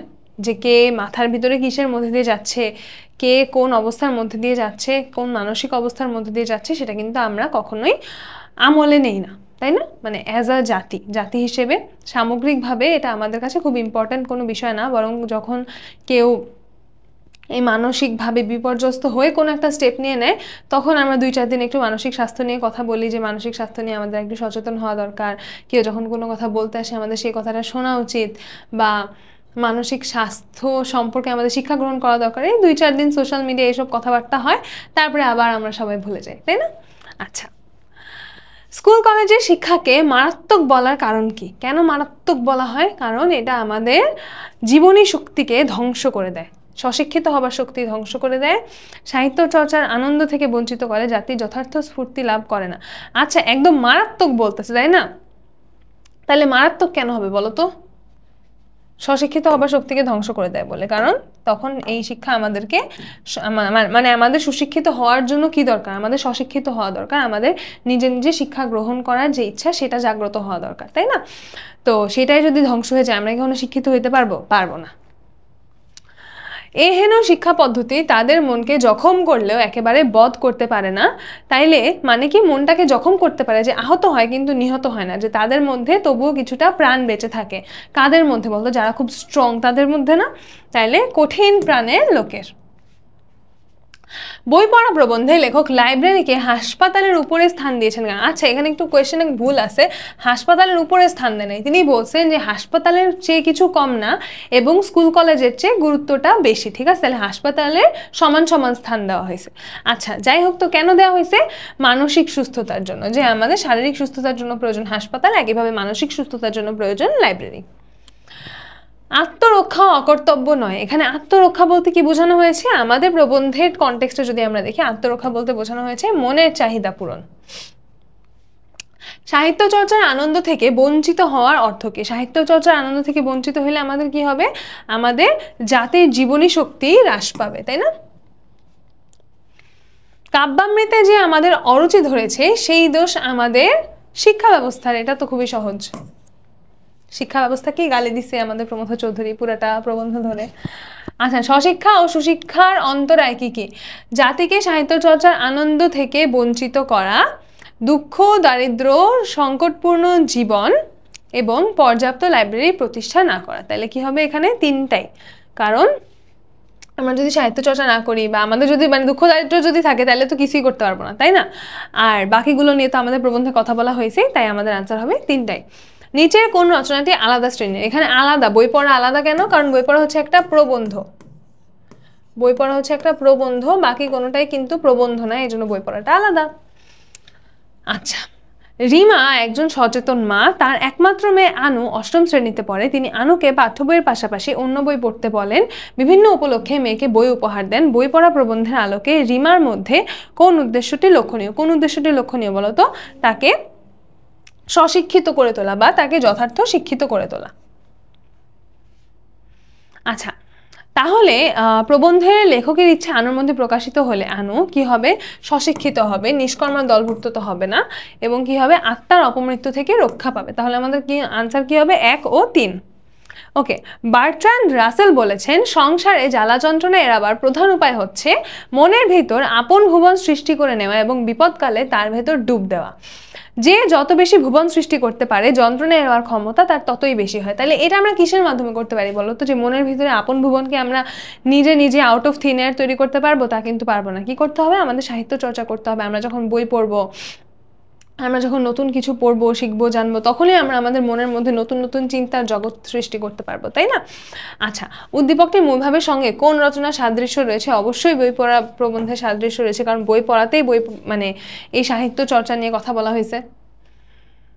আচ্ছা, উক্ত উদ্দীপকের আলোকে নিচের যে বক্তব্যটি প্রযোজ্য তা হলো, কোনটা প্রযোজ্য বলো তো?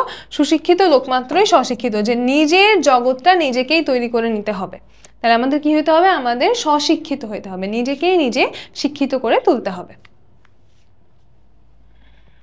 মালিয়ারা গ্রামের কৃষক বিমলের প্রাতিষ্ঠানিক শিক্ষা না থাকলেও বিভিন্ন প্রক্রিয়ায় নিজেকে জানা এবং ঋদ্ধ হওয়া তার সহজাত প্রবণতা। যে ওর প্রাতিষ্ঠানিক শিক্ষা না থাকলে ও নিজেই নিজেকে শিক্ষিত করার চেষ্টা করে যাচ্ছে, তাই তিনি নিজস্ব অর্থায়নে ও গ্রামের যুবকদের সহযোগিতায় গড়ে তোলেন জ্ঞান চর্চার পাদপীঠ পাঠাগার। উদ্দীপকের বিমল চরিত্রের সঙ্গে নিচের কোন বাক্যটি সম্পর্কযুক্ত?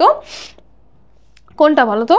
এই তো, সুশিক্ষিত লোক মাত্র স্বশিক্ষিত, ভেরি ইজি, যে সে নিজে নিজে শিক্ষিত হওয়ার চেষ্টা করছে এই জন্যই। আচ্ছা, বিমলের উদ্যোগ কোন সূত্রে বই পড়া প্রবন্ধে লেখকের প্রত্যাশা পূরণ করে? মুখস্থ বিদ্যা বর্জন, লাইব্রেরি প্রতিষ্ঠা এবং সাহিত্য চর্চার মাধ্যমে শিক্ষিত হওয়া, তিনটাই তো হওয়ার কথা। আচ্ছা, এখানে মুখস্থ বিদ্যা বর্জনটা দেয় নাই, কারণ মানে এখানে মুখস্থ বিদ্যার কোনো প্রসঙ্গ তো আসতেছে না, তাই হচ্ছে। আর আমাদের লেখকের মূল উদ্দেশ্য তো এগুলোই ছিল, তাই না? লাইব্রেরি প্রতিষ্ঠা এবং সাহিত্য চর্চা, এগুলোর প্রতি তিনি মানে বেশি মনোযোগ দেওয়ার চেষ্টা করছেন। মুখস্থকে পুরোপুরি বর্জন করতে বলছেন এমনটা না, কিন্তু সাহিত্য চর্চা যাতে আমরা করি এইটার প্রতি আমাদের লেখক বেশি গুরুত্ব আরোপ করেছেন। আচ্ছা, তাইলে আমাদের বই পড়া প্রবন্ধ নিয়ে পড়া মোটামুটি শেষ। এখানেও দেখলা যে তথ্যমূলক কিন্তু কম, কিরকম বেশি, যে কি বোঝানো হয়েছে, কোন লাইনটার সাথে সাদৃশ্য রয়েছে, এইসবের জন্য কিন্তু আমাদের কি করতে হবে, প্রবন্ধটা খুব ভালো করে বুঝতে হবে, তাই না? আচ্ছা, এবার আমরা আমাটির ভেপুতে চলে যাই। কোনটি বিভূতিভূষণ বন্দ্যোপাধ্যায়ের গল্পগ্রন্থ? দেখো, লেখক পরিচিতি থেকে একটা আসে কত সালে? যশোর বোর্ড 2016 সালে। গল্পগ্রন্থ বলছে, এমন না যে কোনটা বিভূতিভূষণ বন্দ্যোপাধ্যায়ের লেখা, হ্যাঁ, কারণ সবই কিন্তু লেখা, অপরাজিত, আরণ্যক, ইছামতি সবই কিন্তু তারই লেখা, কিন্তু তার গল্পগ্রন্থ কোনটা? তার গল্পগ্রন্থ হচ্ছে মৌরি ফুল। এটা যদি বোর্ডে আসে, এটা আমরা একটু আলাদা করে মনে রাখার ট্রাই করবো, ঠিক আছে? ওকে, আমাটির ভেপু গল্পে টোল খাওয়া ভেপুবাসীটার দাম কত? এটা আমাদের বইয়ে লেখা আছে, বুঝাবুঝির কিছু নাই। টোল খাওয়া ভেপুবাসীর দাম ছিল হচ্ছে 4 পয়সা, ঠিক আছে? মনে রাখতে হবে বইটা পড়ে অথবা ক্লাস দেখে, যেভাবে তোমাদের সুবিধা। পিজ্জাপোলের আসামির ন্যায় কে ছিল? পিজ্জাপোলের আসামির ন্যায় একপাশে পড়েছিল হচ্ছে কাঠের ঘোড়া। আমাটির ভেপু গল্পে অপু কোন জিনিসটি কলের পুতুলের মতো লুকিয়ে ফেললো? সে কলের পুতুলের মতো লুকিয়ে ফেলেছিল হচ্ছে যে চুপড়ির কড়ি ছিল, সেই চুপড়ির কড়িটাকে সে কলের পুতুলের মতো লুকিয়ে ফেলেছিল।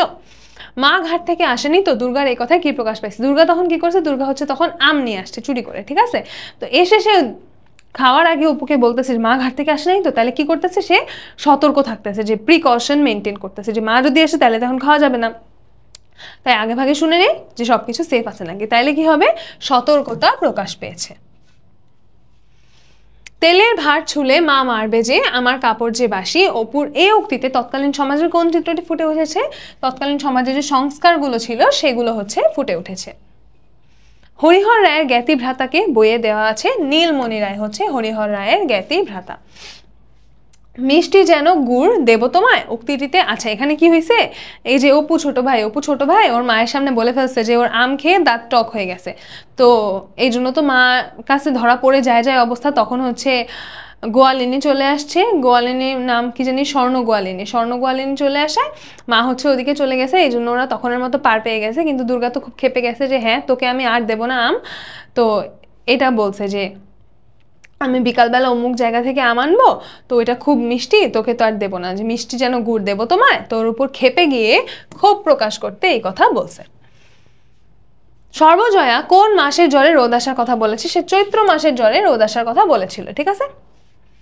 রায়বাড়িতে হরিহরের বেতন কত টাকা ছিল? রায়বাড়িতে হরিহরের বেতন ছিল হচ্ছে 8 টাকা, এগুলো মনে রাখবা, ঠিক আছে? এখান থেকে কিন্তু বেশ তথ্যমূলক কোয়েশ্চেন আসছে আমরা দেখতে পাচ্ছি। তো এখানের যে তথ্যগুলো আছে, যে নামগুলো আছে, যে সংখ্যাগুলো আছে, এগুলো কিন্তু বই থেকে আমরা খুব ভালো মতো পড়ে নিব, ওকে?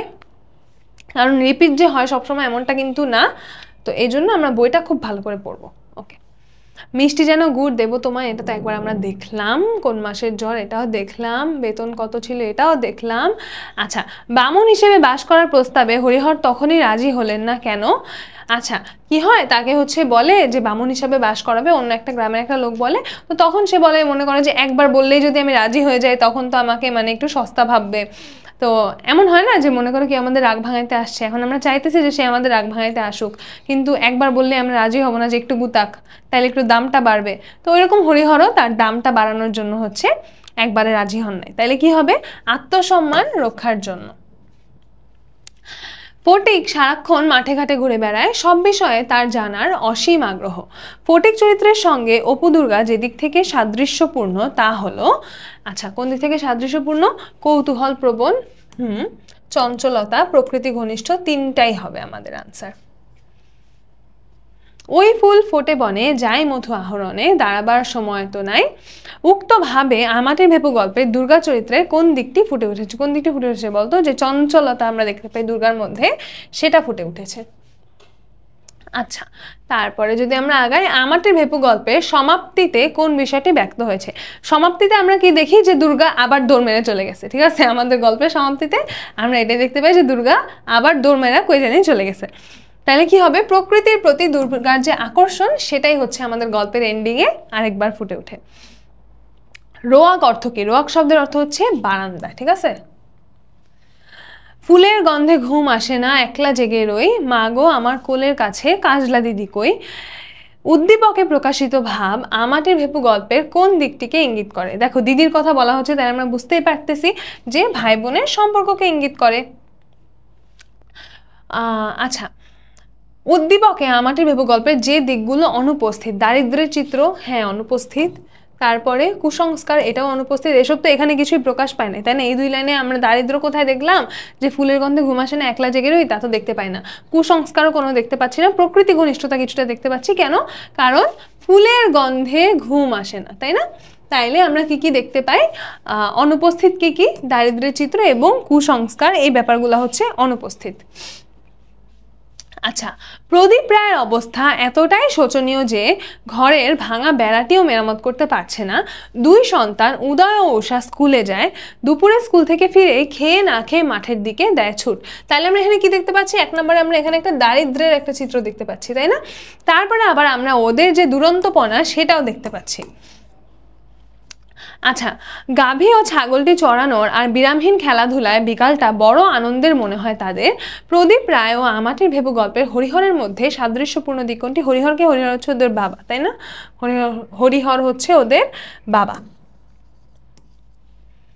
সাদৃশ্যপূর্ণ দিক তাহলে কোনটা? চরম দারিদ্র হচ্ছে সাদৃশ্যপূর্ণ দিক। আচ্ছা, শুনি তার অভাবের সংসার, এঘর ও ঘর থেকে প্রয়োজনীয় জিনিসপত্র টাকা পয়সা ধার করে এনে কোনো রকমে জোড়াতালি দিয়ে সংসার চালাচ্ছে। এখন পাওনাদাররা তাগাদা দিচ্ছে, তার মন চায় সে একদিকে বেরিয়ে যায়। সুনিতার সঙ্গে আমাটির ভেপু গল্পের কোন চরিত্রের মিল আছে? তাইলে সুনিতাকে আমরা দেখতে পাচ্ছি পুরোপুরি সর্বজয়ের সাথে মিল আছে, তাই না? এটা গবেষণা করার কিছু নেই, এমনিই বোঝা যাচ্ছে। আচ্ছা, তাহলে প্রকাশিত দিকটা কি? দারিদ্র্যের চিত্র, হ্যাঁ দারিদ্র্যের চিত্র প্রকাশিত হচ্ছে। তারপরে পারিবারিক অশান্তি, না সেরকম কোনো অশান্তি দেখতে পাচ্ছি না। পারিবারিক দ্বন্দ্বও দেখতে পাচ্ছি না। এসব তো আমরা আমাটির ভেপুতেও কোনো পারিবারিক আলাদা করে অশান্তি, মানে দারিদ্র্য ছাড়া আর কোনো দুঃখ কষ্ট তো আমরা দেখতে পাই না, তাই না? তাহলে আমরা একমাত্র দারিদ্র্যের চিত্রটাই মিল দেখতে পাচ্ছি। দুই জায়গাতেই দারিদ্র্যের চিত্রটাই আছে, আর কোনো পারিবারিক অশান্তি তো আমরা আলাদা করে না গল্পে দেখতে পাই, না উদ্দীপকে দেখতে পাই। আচ্ছা, তাইলে আমাদের আমাটির ভেপুর এমসিকিউগুলো দেখাও শেষ। এবার আমরা দেখবো হচ্ছে মানুষ মুহাম্মদ সাল্লাল্লাহু আলাইহি ওয়াসাল্লাম এই প্রবন্ধের এমসিকিউ। হযরতের মৃত্যুর কথা প্রচারিত হইলে মদিনায় যেন আধার ঘনাইয়া আসিল। এখানে আধার ঘনাইয়া আসিল কথাটি দ্বারা কি বোঝানো হয়েছে? আচ্ছা, আধার ঘনায় আসছে মানে কি বুঝাইছে? রাত হয়ে গেছে এটা বুঝাইছে? না, কি বুঝাইছে? যেন সবাই একদম শোকবিহ্বল হয়ে পড়ছে, যে সবাই এত মানে দুঃখ পাচ্ছে, সবাই এত কষ্টের মধ্যে পড়ে গেছে যে মনে হচ্ছে যেন চারিদিক অন্ধকার হয়ে গেছে, যে শোকে অন্ধকার হয়ে গেছে চারিদিক। ওকে, হযরত মুহাম্মদ সাল্লাল্লাহু আলাইহি ওয়াসাল্লামের মৃত্যুতে উলঙ্গ তরবারি হাতে হযরত ওমর রাদিয়াল্লাহু আনহুয়ের উন্মাদনার কারণ কি ছিল? যে ওমর রাদিয়াল্লাহু আনহু কি করলেন? যে একটা উলঙ্গ তরবারি, মানে কি খাপ ছাড়া তরবারি, তরবারিতে নর্মালি খাপ থাকে অর্থাৎ ঢাকনা লাগানো থাকে, সেই ঢাকনাটা টান দিয়ে খুলে ফেলে সেই উলঙ্গ তরবারি, আনকাভার্ড তরবারি হাতে বলছে যে যে বলবে মুহাম্মদ সাল্লাল্লাহু আলাইহি ওয়াসাল্লামের মৃত্যু হয়েছে তাকে হচ্ছে আমি এই তরবারি দিয়ে কোপ দিব। তো এটা তিনি কেন করলেন? কারণ হচ্ছে তিনি মানে শোকে এতটাই, তিনি কি বলবো, যে শোকে অন্ধ হয়ে গেছেন। হ্যাঁ, তিনি শোকে তার কোনো ঠিক ভুল জ্ঞান কাজ করতেছে না, যে একটা মানুষ যে মারা যাইতে পারে মহানবী সাল্লাল্লাহু আলাইহি ওয়াসাল্লামের মতো মানুষই পৃথিবী ছেড়ে চলে যেতে পারেন, এটা তিনি অ্যাকসেপ্ট করতে পারতেছিলেন না, ঠিক আছে। তো এই জন্য হচ্ছে তিনি এই আচরণটা করেন। তো এটা একটা সাময়িক বিভ্রান্তি ছিল, যে মানে তিনি ঠিক আচরণ করছিলেন না, যে ঠিক ভুলের মানে শোকের জন্য ঠিক ভুলের সেন্সটাই তার হচ্ছে কাজ করছিল না। তাহলে আমাদের আনসার কী হবে? আনসার হবে যে সাময়িক বিভ্রান্তি। এখানে কোনো আত্ম অহমিকার কারণে তিনি এই কাজ করে নাই। ভক্তি শ্রদ্ধা তো আছেই, কিন্তু ভক্তি শ্রদ্ধা থেকে এরকম একটা কাজ করার মতো মানুষ তো ওমর রাদিয়াল্লাহু আনহু না, তাই না? এবং কোনো অন্ধবিশ্বাস থেকে এই কাজ তিনি করেনি, এটা একটা বিভ্রান্তি ছিল।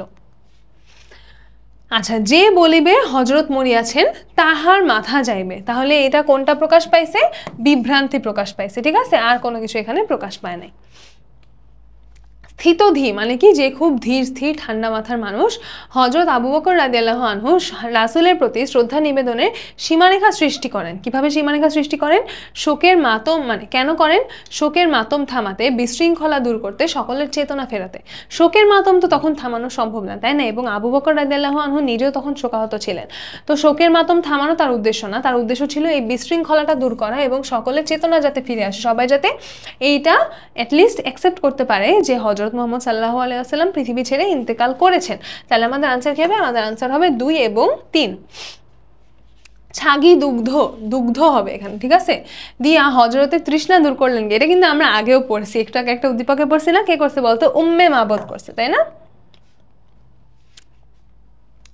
হযরত মুহাম্মদ সাল্লাল্লাহু আলাইহি ওয়াসাল্লামের চরিত্র মধুময় হয়ে উঠেছিল কিভাবে?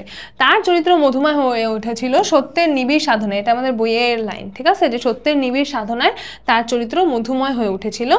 আচ্ছা, তার অন্তরের লৌহ কপাটে আহত হয়ে ফিরে যেত কোনটি? হ্যাঁ, কোনটি আহত হয়ে ফিরে যেত?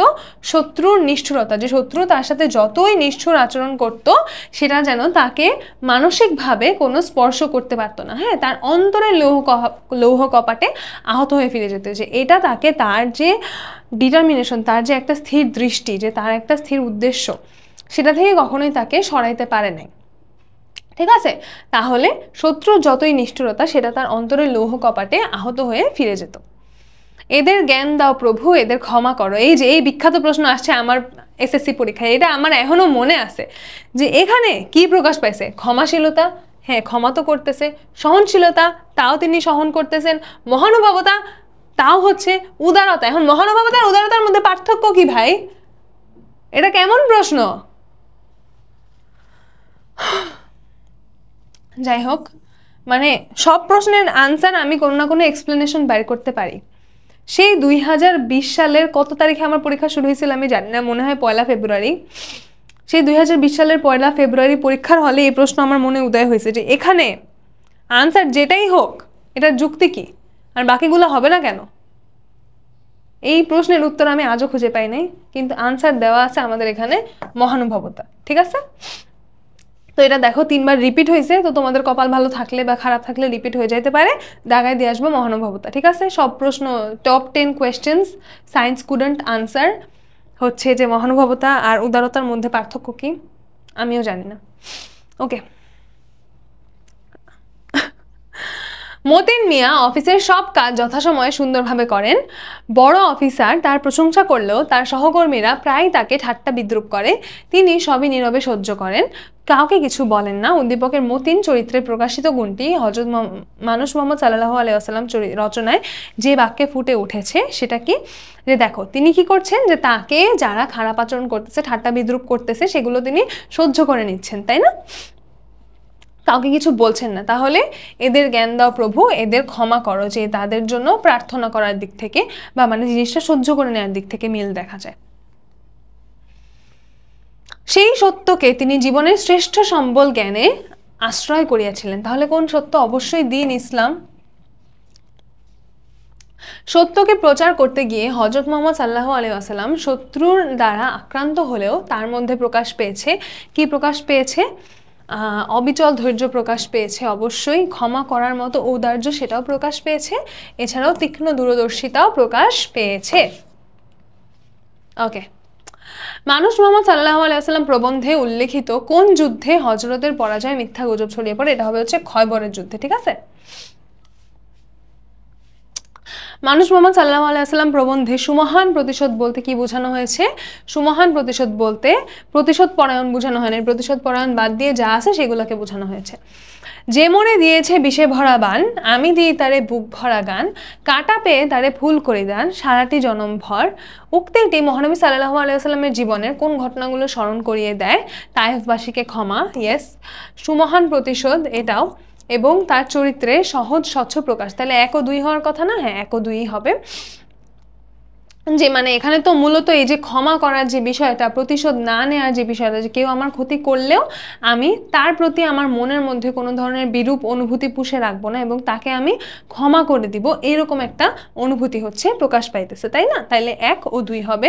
চরিত্রের সহজ স্বচ্ছ প্রকাশ তো আমরা দেখতে পাই, কিন্তু এখানে দেখতে পাই না। আমি এমন এক নারীর সন্তান, সাধারণ শুষ্ক মাংস হবে, শুষ্ক মাংসই ছিল, যাহার নিত্যকার আহার্য। এই কথায় কি প্রকাশ পায়? ঔদার্যবোধ, সামান্যতাবোধ, মহত্ববোধ। এখানে তার যে সামান্যতাবোধ, যে নিজেকে তিনি বড় কিছু মনে করেন না, নিজেকে তিনি খুবই সাধারণ এবং খুবই সামান্য মনে করেন, সেই ব্যাপারটা হচ্ছে প্রকাশ পায়।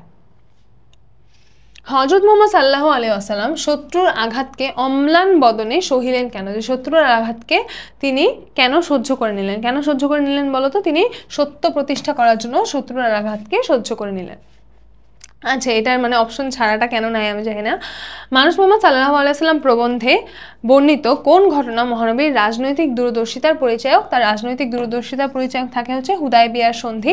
যে হুদায়বিয়ার সন্ধিটা এমন একটা সন্ধি ছিল যে আপাত দৃষ্টিতে এটা মুসলিমদের জন্য খুবই অসুবিধাজনক একটা সন্ধি মনে হলেও পরবর্তীতে মানে এটা প্রমাণিত করে যে এটা মানে মহানবী সাল্লাল্লাহু আলাইহি ওয়াসাল্লাম কেন খুবই দূরদর্শী একজন মানুষ, অর্থাৎ মানে পরবর্তীতে গিয়ে এটা লাভজনক হয়েছে। এবং দূরদর্শী মানে কি বোঝায়? দূরদর্শী মানে বোঝায় হচ্ছে যিনি অনেক দূরে কি হবে এটা বুঝতে পারেন, অনুমান করতে পারেন। অনুমান করতে পারেন মানে এমন না যে কোনো স্পেশাল পাওয়ার, মানে বুদ্ধিমত্তা দিয়ে, ঠিক আছে? যে দূরদর্শী বলতে বোঝায় যে যে ফিউচারটাকে বুদ্ধি দিয়ে লজিক্যালি প্রেডিক্ট করতে পারে, হ্যাঁ, যে সে দূরের কথা বুঝতে পারে বা এখন থেকেই সে দূরের কথাটা চিন্তা করছে, এমন মানুষকে বলা হয় হচ্ছে দূরদর্শী। ওকে, দূরদর্শী, দূরে দেখতে পায় যিনি, তিনি দূরদর্শী। হযরত ওমর রাদিয়াল্লাহু আনহু কর্তৃক সেনাপতি মহাবীর খালিদকে অপসারণ করেছিলেন।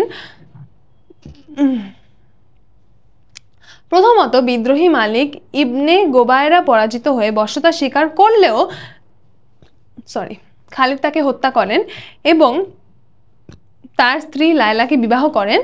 আর দ্বিতীয়ত তাইলে কি করলো? একটা মানুষ হচ্ছে তাকে ক্ষমা করে নাই, তাই না? যে তার মধ্যে আমরা কোনো ক্ষমাশীলতা দেখতে পাই না, যে একটা মানুষ বশ্যতা স্বীকার করার পরেও তাকে হত্যা করা হয়েছে। আচ্ছা, আরেকটা কি? অপ্রতিহত বীরত্বের জন্য জনসাধারণ খালিদকে দেবতা জ্ঞানে পূজা করতে শুরু করে। আচ্ছা, তাহলে তার মধ্যে ওই যে নিরহংকারের ব্যাপারটাও ছিল না, যে তাকে দেবতার সমতুল্য মনে করা শুরু করতে মানুষ এবং সে এটাকে গ্রহণ করে নিছে। সেনাপতি খালিদকে অপসারণের দ্বিতীয় কারণটির সঙ্গে মানুষ মোহাম্মদ সাল্লাল্লাহু আলাইহি ওয়াসাল্লাম প্রবন্ধের কোন বাক্যটির ভাবগত মিল পাওয়া যায়? এটা তো বুঝাই যাচ্ছে, আমি রাজা নই, সম্রাট নই, মানুষের প্রভু নই, এটাই, তাই না?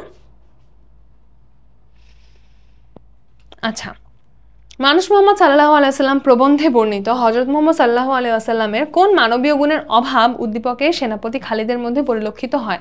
ক্ষমার অভাব পরিলক্ষিত হয়। প্রথমেই বলছি শৌর্য মানে হচ্ছে সাহস, তাহলে সাহসের অভাব পরিলক্ষিত হয় না, সাধুতার অভাব পরিলক্ষিত হয়। তাহলে কি হবে আমাদের আনসার হবে হচ্ছে 1 ও 3। বড় ভাই সজীব ছোট ভাই রাকিবকে মেরে বাড়ি থেকে তাড়িয়ে দেয়। এতে ক্ষিপ্ত না হয়ে বরং রাকিব বলেন, হে আল্লাহ, তুমি আমার ভাইকে সঠিক বুঝ দান করো। উদ্দীপকের ঘটনা মহানবী সাল্লাল্লাহু আলাইহি ওয়াসাল্লামের জীবনের কোন ঘটনার সঙ্গে সঙ্গতিপূর্ণ? কোন ঘটনার সঙ্গে সঙ্গতিপূর্ণ বলো তো? তিনি যে মক্কাবাসীর অত্যাচারের পরেও মক্কাবাসীর জন্য মানে মক্কাবাসীকে ক্ষমা করে দেন, সেটার সাথে সঙ্গতিপূর্ণ। তার কোন বৈশিষ্ট্য হচ্ছে লক্ষ্য করা যায়? মহানুভবতা, উদারতা, সহিষ্ণুতা সবই লক্ষ্য করা যায়, যে সব সহ্য করে নিচ্ছে, সে খুব সহিষ্ণু মানুষ। ওকে, এই কবিতাটা তো আমরা আগেও দেখছি। উদ্দীপকের কথকের সঙ্গে মানুষ মোহাম্মদ সাল্লাল্লাহু আলাইহি ওয়াসাল্লাম প্রবন্ধে মহানবী সাল্লাল্লাহু আলাইহি ওয়াসাল্লামের কোন কথার ভাবগত মিল রয়েছে? দেখো কি করতেছে, যে আমারে যত কষ্ট দিক তাকে আমি ক্ষমা করে দিব, এটা নিয়ে আমার কোনো অভিযোগ নাই, তাইলে এটা হবে না। ভাই সব, তোমাদের সম্বন্ধে আমার কোনো অভিযোগ নেই, এটা হবে, তাই না? সবাই স্বাধীন, সবাই মুক্ত, যে অত্যাচার করলেও ক্ষমা করে দিছে।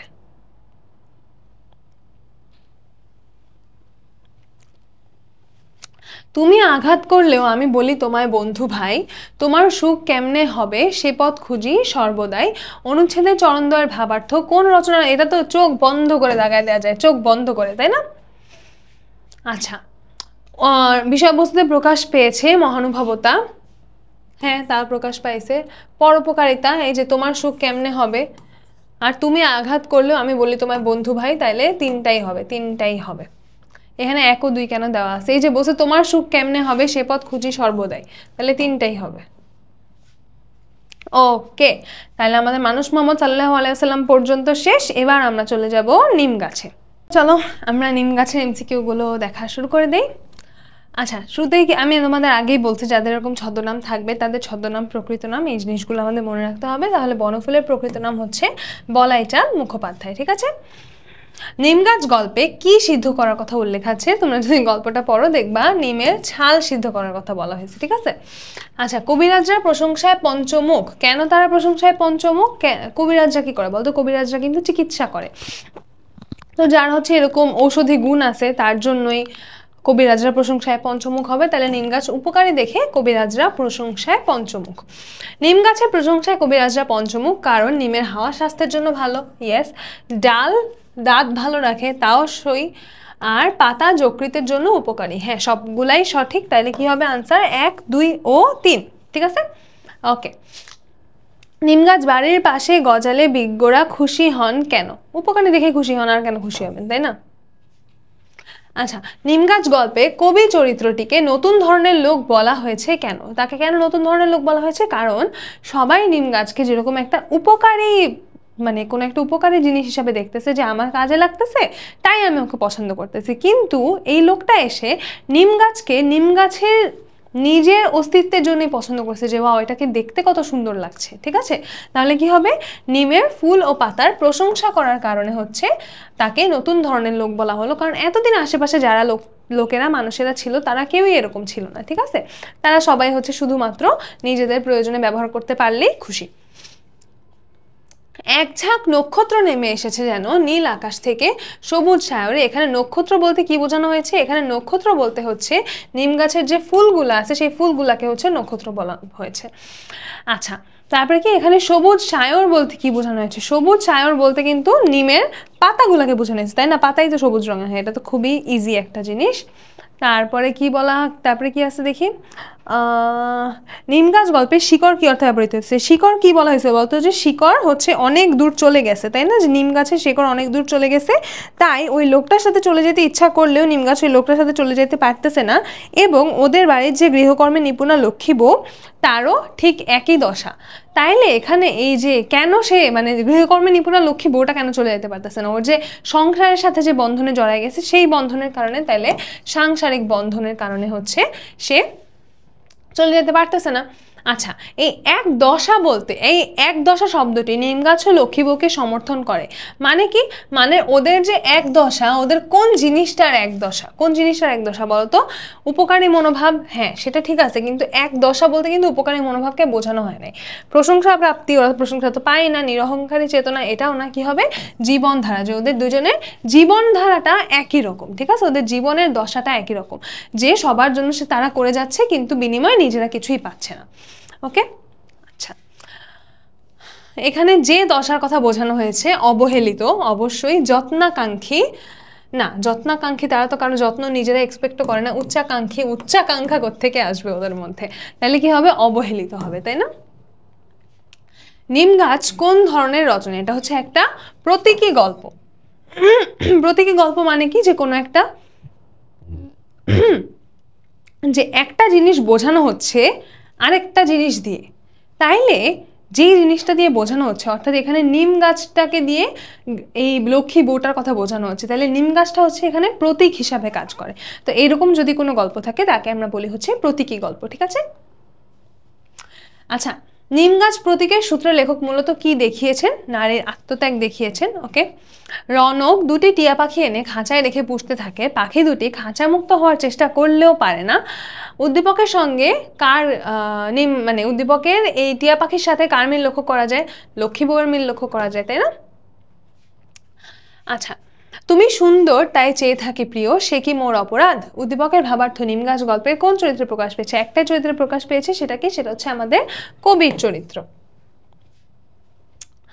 আচ্ছা, উক্ত সাদৃশ্যের কারণ কি? উক্ত সাদৃশ্যের কারণ হচ্ছে রূপের প্রশংসা, তাই না? রূপের প্রশংসা করতেছে আমাদের কবিও, হচ্ছে আমাদের নিম গাছের রূপের প্রশংসা করে যে এত সুন্দর পাতা, এত সুন্দর ফুল। আর এখানে কি বলা হচ্ছে? তুমি সুন্দর তাই চেয়ে থাকি প্রিয়, সে কি মোর অপরাধ। রূপের প্রশংসা করছে, তাই না? রাহেলা বেগম স্বামী ও শাশুড়ির অনেক অত্যাচার সহ্য করে, তবুও সন্তানের টানে এই সংসারে পড়ে আছে। উদ্দীপকের রাহেলা বেগমের সঙ্গে নিচের কোন চরিত্রটি সাদৃশ্য রয়েছে? তা তো খুবই ইজি পিজি, বাড়ির লক্ষ্মী বউটি। আচ্ছা, উক্ত সাদৃশ্যের কারণ কি? তাদের অসহায়ত্ব, হ্যাঁ অসহায়ত্ব তো আছে, সংসারের মায়াও আছে, দায়িত্ববোধ, তিনটাই হবে, তাই না? তিনটাই হবে। নদী কভু পান নাহি করে নিজ জল, তরুগণ নাহি খায় নিজ নিজ ফল, গাহি কভু নাহি করে নিজ দুগ্ধ পান, কাষ্ঠদগ্ধ হয়ে করে পরে অন্নদান। তাহলে সবাই কি করতেছে বলতো? সবাই অন্যের জন্য নিজেকে বিলিয়ে দিচ্ছে। যে নদী নিজের পানি ব্যবহার করে না, অন্যের জন্য নিজের পানিকে বিলিয়ে দেয়। তরুগণ মানে কি? তরু মানে হচ্ছে গাছ। নাহি খায় নিজ নিজ ফল, যে কোনো গাছ কখনো নিজের ফল খায় না, গাছের ফল কে খায়? অন্যরা খায়, অন্যান্য পাখি, প্রাণী, মানুষ এরা খায়। গাভী কখনো নিজের দুধ পান করে না, এবং কাঠ দগ্ধ হয়ে অন্যের জন্য অন্ন যোগায় বা অন্যের জন্য খাবার যোগায়। তাহলে নিম গাছ গল্পের কোন দিকটি এখানে প্রকাশ পাচ্ছে বলতো? উপকারিতা, যে অন্যের উপকারে কাজে লাগার যে ব্যাপারটা, এই ব্যাপারটা প্রকাশ পাচ্ছে। আচ্ছা, তাহলে নিম গাছ খুবই ছোট্ট সহজ একটা গল্প ছিল। এবার আমরা চলে যাই শিক্ষা ও মনুষ্যত্বতে, ঠিক আছে? শিক্ষা মানুষকে কোথায় পৌঁছে দেয়? কি করে বলতো? মানুষকে জীবসত্তার ঘর থেকে মানব সত্তার ঘরে উন্নীত করে, মানুষের মধ্যে মনুষ্যত্ব এবং মানবিকতা জাগিয়ে তোলে। তাহলে কোথায় পৌঁছে দেয়? মনুষ্যত্ব লোকে পৌঁছে দেয়। শিক্ষার অপ্রয়োজনীয় দিক প্রকৃতপক্ষে কি শিক্ষা দেয়? শিক্ষার অপ্রয়োজনীয় দিক কি করে? মানুষের অপ্রয়োজনীয় কেন বলা হচ্ছে? কারণ এই দিকটা হচ্ছে টাকা পয়সা রোজগারে কাজে লাগে না, কিন্তু কি করে? মানুষের মধ্যে মনুষ্যত্ব বোধের জাগরণ করে। শিক্ষার অপ্রয়োজনীয় দিককে শ্রেষ্ঠ দিক বলা হয়েছে কেন? কেন বলতো? জীবসত্তাকে টিকিয়ে রাখা যায় না? জীবসত্তাকে টিকিয়ে রাখার দিকটা তো প্রয়োজনীয় দিক, তাই না?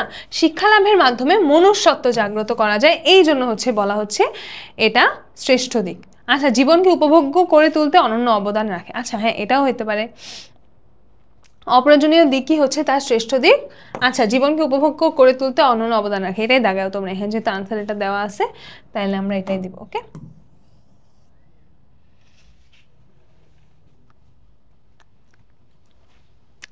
অর্থচিন্তার নিগড়, নিগড় মানে হচ্ছে শিকল। অর্থচিন্তার নিগড়ে সকলে বন্দী বলতে কোনটি বোঝানো হয়েছে? কোনটি বোঝানো হয়েছে বলতো? যে আমরা সবাই অন্ন বস্ত্রের ব্যবস্থা করার চেষ্টা করছি। যে অর্থচিন্তার নিগড় মানে কি? যে শিকল, বললামই অলরেডি, নিগড় মানে শিকল। তো শিকলে বন্দী, এখানে কিন্তু এমন বুঝে নেই যে আমরা হচ্ছে অর্থের পিছনে, মানে লোভের কারণে অর্থের পেছনে ছুটে চলেছে। এখানে কি বুঝছে? যে অর্থচিন্তা আমাদের একটা শিকল দিয়ে বেঁধে রাখছে, যে এই চিন্তাটা আমাদের উপর এত বড় হয়ে আছে যে মনে হচ্ছে আমরা বন্দী হয়ে আছি। তার মানে কি? মানে হচ্ছে এটা আমাদের প্রয়োজনের জন্য, হ্যাঁ, যে আমাদের বেসিক যে অন্ন বস্ত্রের ব্যবস্থা সেটা করার জন্যই আমরা সবাই অন্ন চিন্তার নিগড়ে বন্দী বা অর্থচিন্তার নিগড়ে বন্দী। অশিক্ষিত দরিদ্র মানুষ সব সময় জীবন চিন্তার নিগড়ে বন্দী থাকে। এখানে জীবন চিন্তা কথাটির সঙ্গে শিক্ষা ও মনুষ্যত্ব প্রবন্ধের কোন কথাটির মিল রয়েছে? এখানে আমাদের জীবন চিন্তা বলতে অর্থচিন্তার কথা বোঝানো হইতেছে, তাই না? জীবন চিন্তা অর্থ চিন্তা একই কথা, যে আমাদের পয়সা কোত্থেকে আসবে, আমাদের খাবার দাবার, আমাদের বাসস্থান, আমাদের পোশাক আশাক কোত্থেকে আসবে। ওকে, মানুষ ছিল সরল, ছিল ধর্মবল, এখন সবাই পাগল, বড় লোক হইতাম। যে আগে মানুষ সরল ছিল এবং ধার্মিক ছিল, এবং এখন সবাই বড় হওয়ার জন্য পাগল। শিক্ষা ও মনুষ্যত্ব প্রবন্ধের কোন কথাগুলো উদ্দীপকের শেষ বাক্যে প্রতিনিধিত্ব করে? শেষ বাক্য কি? যে এখন সবাই পাগল, বড় লোক হইতাম। তাহলে এটা কিসের সাথে মিলে? এটা হচ্ছে মিলে অর্থচিন্তার নিগড়ে সকলে বন্দী, যে সবাই এখন শুধু অর্থর চিন্তা করে, অর্থের উপার্জনের চিন্তা করে। আচ্ছা, চাই চাই আরো চাই, এই চাওয়ার কারণ কি? অর্থ চিন্তা দূর করা, নাকি অন্য চিন্তা দূর করা, নাকি জীবসত্তাকে বাঁচিয়ে রাখা? এই চাওয়ার কারণ কি বলতো আমাদের? এই চাওয়ার কারণ হচ্ছে তিনটাই, অর্থ চিন্তা দূর করা, অন্য চিন্তা দূর করা, একই কথা, সেই সাথে জীবসত্তাকে বাঁচিয়ে রাখাও কিন্তু একই কথাই বোঝাইতেছে। আচ্ছা, শিক্ষা ও মনুষ্যত্ব প্রবন্ধে অর্থচিন্তার নিগড়ে বন্দী তারা যারা, কারা অর্থচিন্তার নিগড়ে বন্দী সেটা জিজ্ঞাসা করছে। হ্যাঁ, যারা অন্য সাধনায় ব্যস্ত, হ্যাঁ তারাও তো অর্থচিন্তার নিগড়ে বন্দী। যারা জীবসত্তায় বন্দী, যে এই জীবসত্তায় যারা বন্দী হয়ে গেছে, এবং যারা মনুষ্যত্বের স্বাদ বঞ্চিত, তিনটা দিয়ে কিন্তু মোটামুটি একই জিনিস বুঝাইতেছে। তাহলে কি হবে? 1, 2 ও 3, তিনটাই হবে। আচ্ছা, এলাকার আশরাফ সাহেব সরকারি ত্রাণ বন্যা দুর্গত প্রতিটি পরিবারের মাঝে বিতরণ করেন, এতে অসহায় মানুষগুলো যথেষ্ট উপকৃত হয়। উদ্দীপকের আশরাফ সাহেবকে শিক্ষা ও মনুষ্যত্ব প্রবন্ধের আলোকে কি বলা যায়? তিনি কি করছেন বলতো? অন্যের উপকার করার চেষ্টা করছেন, তাই না? যে তিনি শিক্ষার প্রকৃত অর্থটা উপলব্ধি করতে পেরেছেন এবং শিক্ষাটা তার জীবনে প্রকৃত পক্ষেই কোনো একটা কাজে লাগছে। তাহলে আমরা কি বলবো? তিনি জীবনে সোনা ফলা মানুষ। লেখক মোতাহের হোসেন চৌধুরীর মতে শিক্ষা আমাদের জীবনে যে কাজ করে, আমাদেরকে মনুষ্যত্ব লোকে পৌঁছে দেয়, হ্যাঁ অবশ্যই করে। ক্ষুৎপিপাসার ব্যাপারটিকে মানবিক করে তুলে, এটাও তিনি বলেছেন। জীবসত্তার ঘরকে সুশৃঙ্খল করে, এটাও হচ্ছে তিনি বলেছেন। তাহলে কি হবে? 1, 2 ও 3। যেসব মানুষ অর্থ চিন্তায় নিমগ্ন তারা সক্ষম নয়। তারা কিসে কিসে সক্ষম নয়? তারা মুক্তি লাভে সক্ষম নয়, হ্যাঁ ঠিক কথা। তারা মনুষ্যত্ব অর্জনে সক্ষম নয়, অলসো ঠিক কথা। তারা জীবনকে উপভোগ করতে সক্ষম নয়, হ্যাঁ সবগুলাই ঠিক। তাইলে কি হবে? আনসার তিনটাই। কারারুদ্ধ আহারতৃপ্ত মানুষের মূল্য কতটুকু? এই মানুষ কারা? কি বলছে বলতো? কারারুদ্ধ আহারতৃপ্ত, মানে যারা জীবসত্তার ঘরটা পরিপূর্ণ হয়েছে কিন্তু তারা কারারুদ্ধ, অর্থাৎ বাইরের পৃথিবী সম্পর্কে তাদের কোনো ধারণা নাই এবং বাইরের পৃথিবীতে তারা যেতে পারছে না। তাইলে এটা কারা বলতো? এটা হচ্ছে যারা অর্থ সাধনায় ব্যস্ত। বৃত্ত হতে চিত্ত বড়, এই বক্তব্যের সঙ্গে সাদৃশ্য রয়েছে কোন উক্তি? এটা তো খুব সহজে বোঝা যাচ্ছে যে অন্ন বস্ত্রের প্রাচুর্যের চেয়েও মুক্তি বড়। শিক্ষা ও মনুষ্যত্ব প্রবন্ধ অনুসারে মানুষের মুক্তির জন্য প্রয়োজন, মানুষের মুক্তির জন্য কি প্রয়োজন? জীবসত্তার ঘরটির শৃঙ্খলা নিশ্চিত করা, মনুষ্যত্বের স্বাদ পাইয়ে দেওয়া, অর্থচিন্তার নিগড়ে সকলে বন্দী হওয়া। এটা তো কোনোভাবেই না, তাইলে কি হবে? বাকি দুইটা হবে। মোতাহের হোসেন চৌধুরীর মতে মানুষের আত্মিক মৃত্যু হয় কিসে? মানুষের আত্মিক মৃত্যু হয় কিসে? এটা কিন্তু বইয়ে সরাসরি লেখা আছে, লোভের কারণে মানুষের আত্মিক মৃত্যু ঘটে। আচ্ছা, মূল্যবোধের অবক্ষয় বলতে শিক্ষা ও মনুষ্যত্ব প্রবন্ধের কোন কথাটি প্রযোজ্য? মূল্যবোধের অবক্ষয় বলতে কোনটা প্রযোজ্য? যে মানুষের আত্মিক মৃত্যু ঘটলেই মানুষের মূল্যবোধের অবক্ষয় ঘটে। মানে কি? যে মনে করো যে আমাদের যে মূল্যবোধ বা আমাদের যে নৈতিকতা বোধ, হ্যাঁ সেটা যখন আমাদের নষ্ট হয়ে যায়, যে সেইটা যখন আমাদের কাজ করে না, যে আমরা কোনটা ঠিক কোনটা ভুল, কোনটা ন্যায় কোনটা অন্যায়, কোনটা করা উচিত কোনটা করা উচিত না, এটা নিয়ে আমরা চিন্তিত না হয়ে শুধুমাত্র যেটা করলে আমরা নিজেরা মানে আমাদের স্বার্থ হাসিল হবে সেটা যখন আমরা করতে যাব, তার মানে কি? তার মানে হচ্ছে আমাদের প্রকৃতপক্ষে আত্মা বলে কিছু নাই, তাই না? আমাদের আত্মিক মৃত্যু ঘটেছে এবং একই সাথে আমরা বলতে পারি যে আমাদের মূল্যবোধের অবক্ষয় হয়েছে।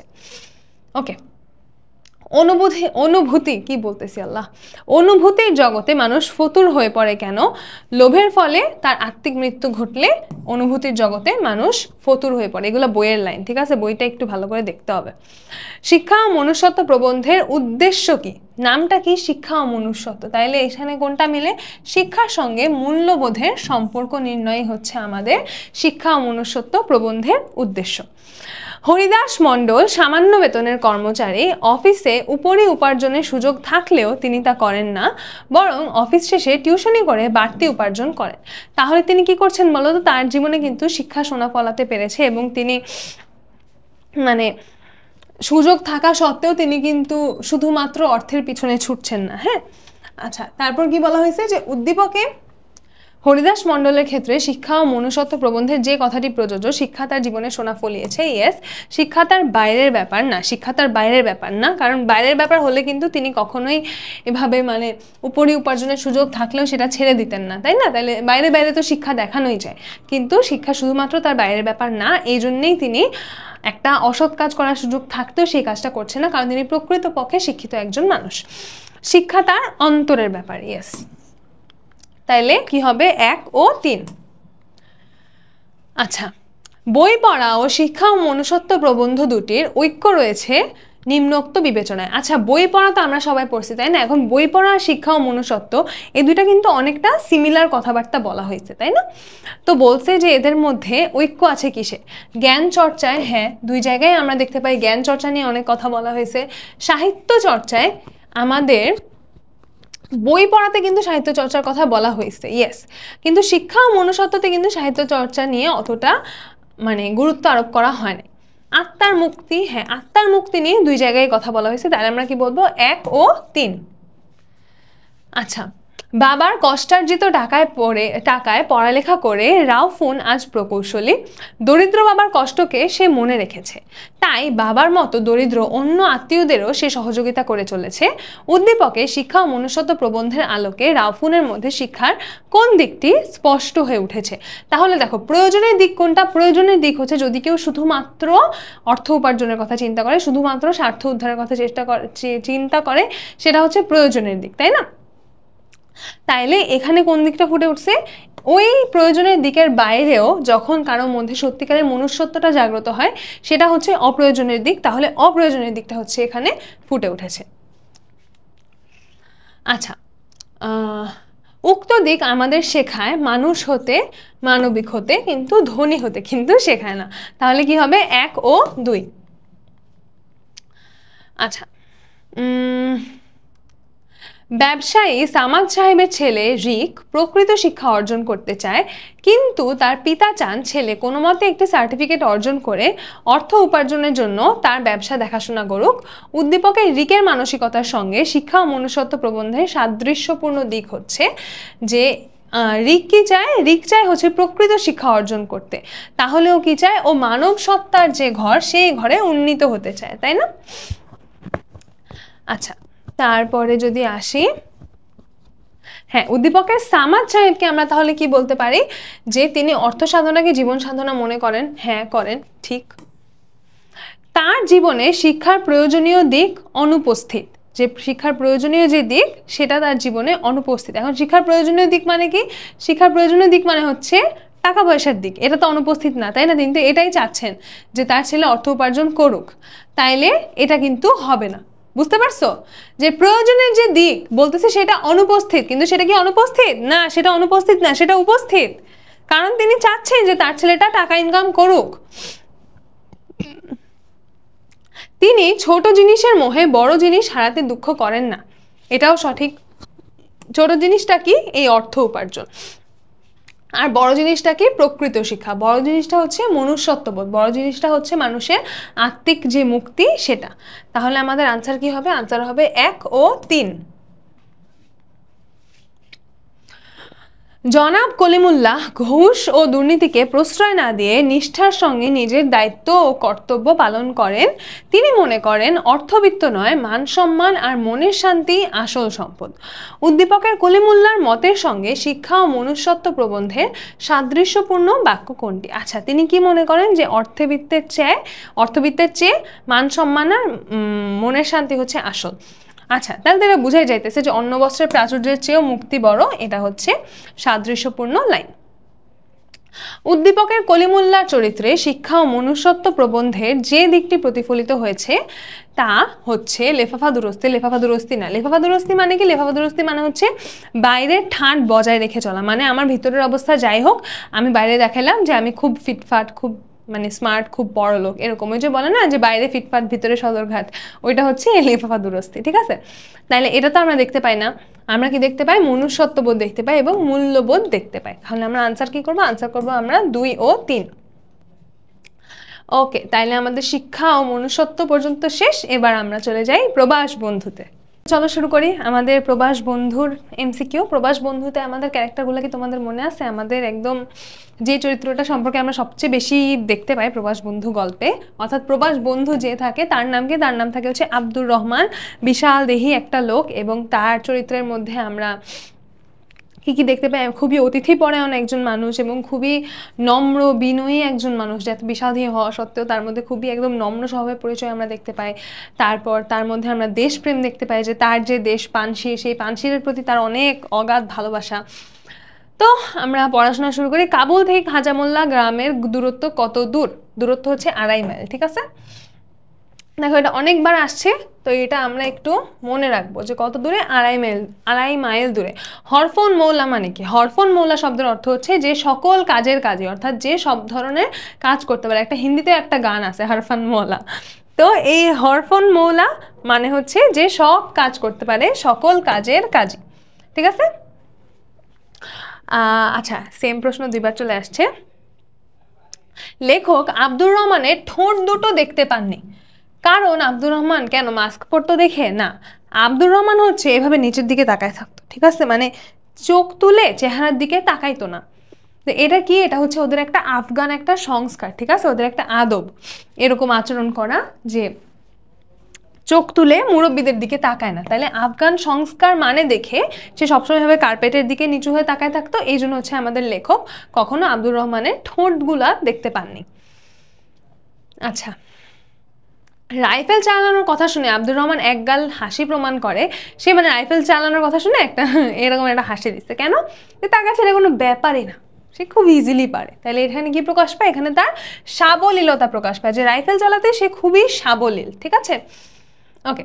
প্রবাস বন্ধু রচনায় দুম্বার মাংসের গামলায় কোনটিকে লেখকের অপাঙ্ক্তেয় মনে হচ্ছে? অপাঙ্ক্তেয় মানে হচ্ছে, মনে করো যে হচ্ছে কোনো একটা জায়গায় অবাঞ্ছিত, বা মানে সে চারপাশের মানুষের সাথে মিশে যেতে পারছে না, অ্যাকসেপ্টেড হতে পারছে না, এক ঘরে হয়ে আছে, ঠিক আছে, আলাদা হয়ে আছে। কে? আলুকে হচ্ছে অপাঙ্ক্তেয় মনে হচ্ছে, যে আলু হচ্ছে অপাঙ্ক্তেয় হওয়ার দুঃখে ডুবে পড়ার চেষ্টা করছে। আচ্ছা, লেখকের অধিক শোকে পাথর হওয়ার কারণ কি? কারণ কি ছিল মনে আছে? যে আব্দুর রহমান এত বেশি পরিমাণে খাবার আনছিল, যে এত খাবার দেখা লেখক আসলে কি করবে বুঝতেছে না, যে ওকে আব্দুর রহমান একটা ঝাড়ি দিবে, মানে কেউ যদি মানে একজনের জায়গায় 2 জনের রান্না করে তাহলে ঝাড়ি দেওয়া যায়, যদি একজনের জায়গায় 6 জনের রান্না করে তাহলে তো ঝাড়ি দেওয়া যায় না, তাই না? মানে কি বলবে?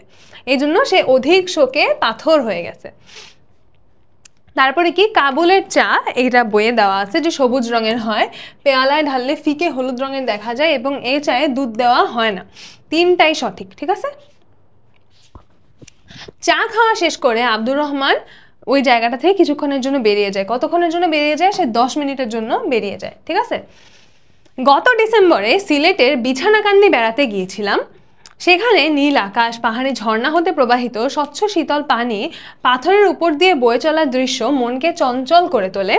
আনমনে কণ্ঠে বেজে ওঠে ধনধান্য পুষ্প ভরা আমাদের এই বসুন্ধরা, উদ্দীপকের সঙ্গে সাদৃশ্যপূর্ণ ভাব কোন লাইনে প্রতিফলিত হয়েছে? এই যে এখানে কি প্রকাশ পাইছে বলতো? কতটা ফ্রেশ, কতটা সুন্দর সেটা।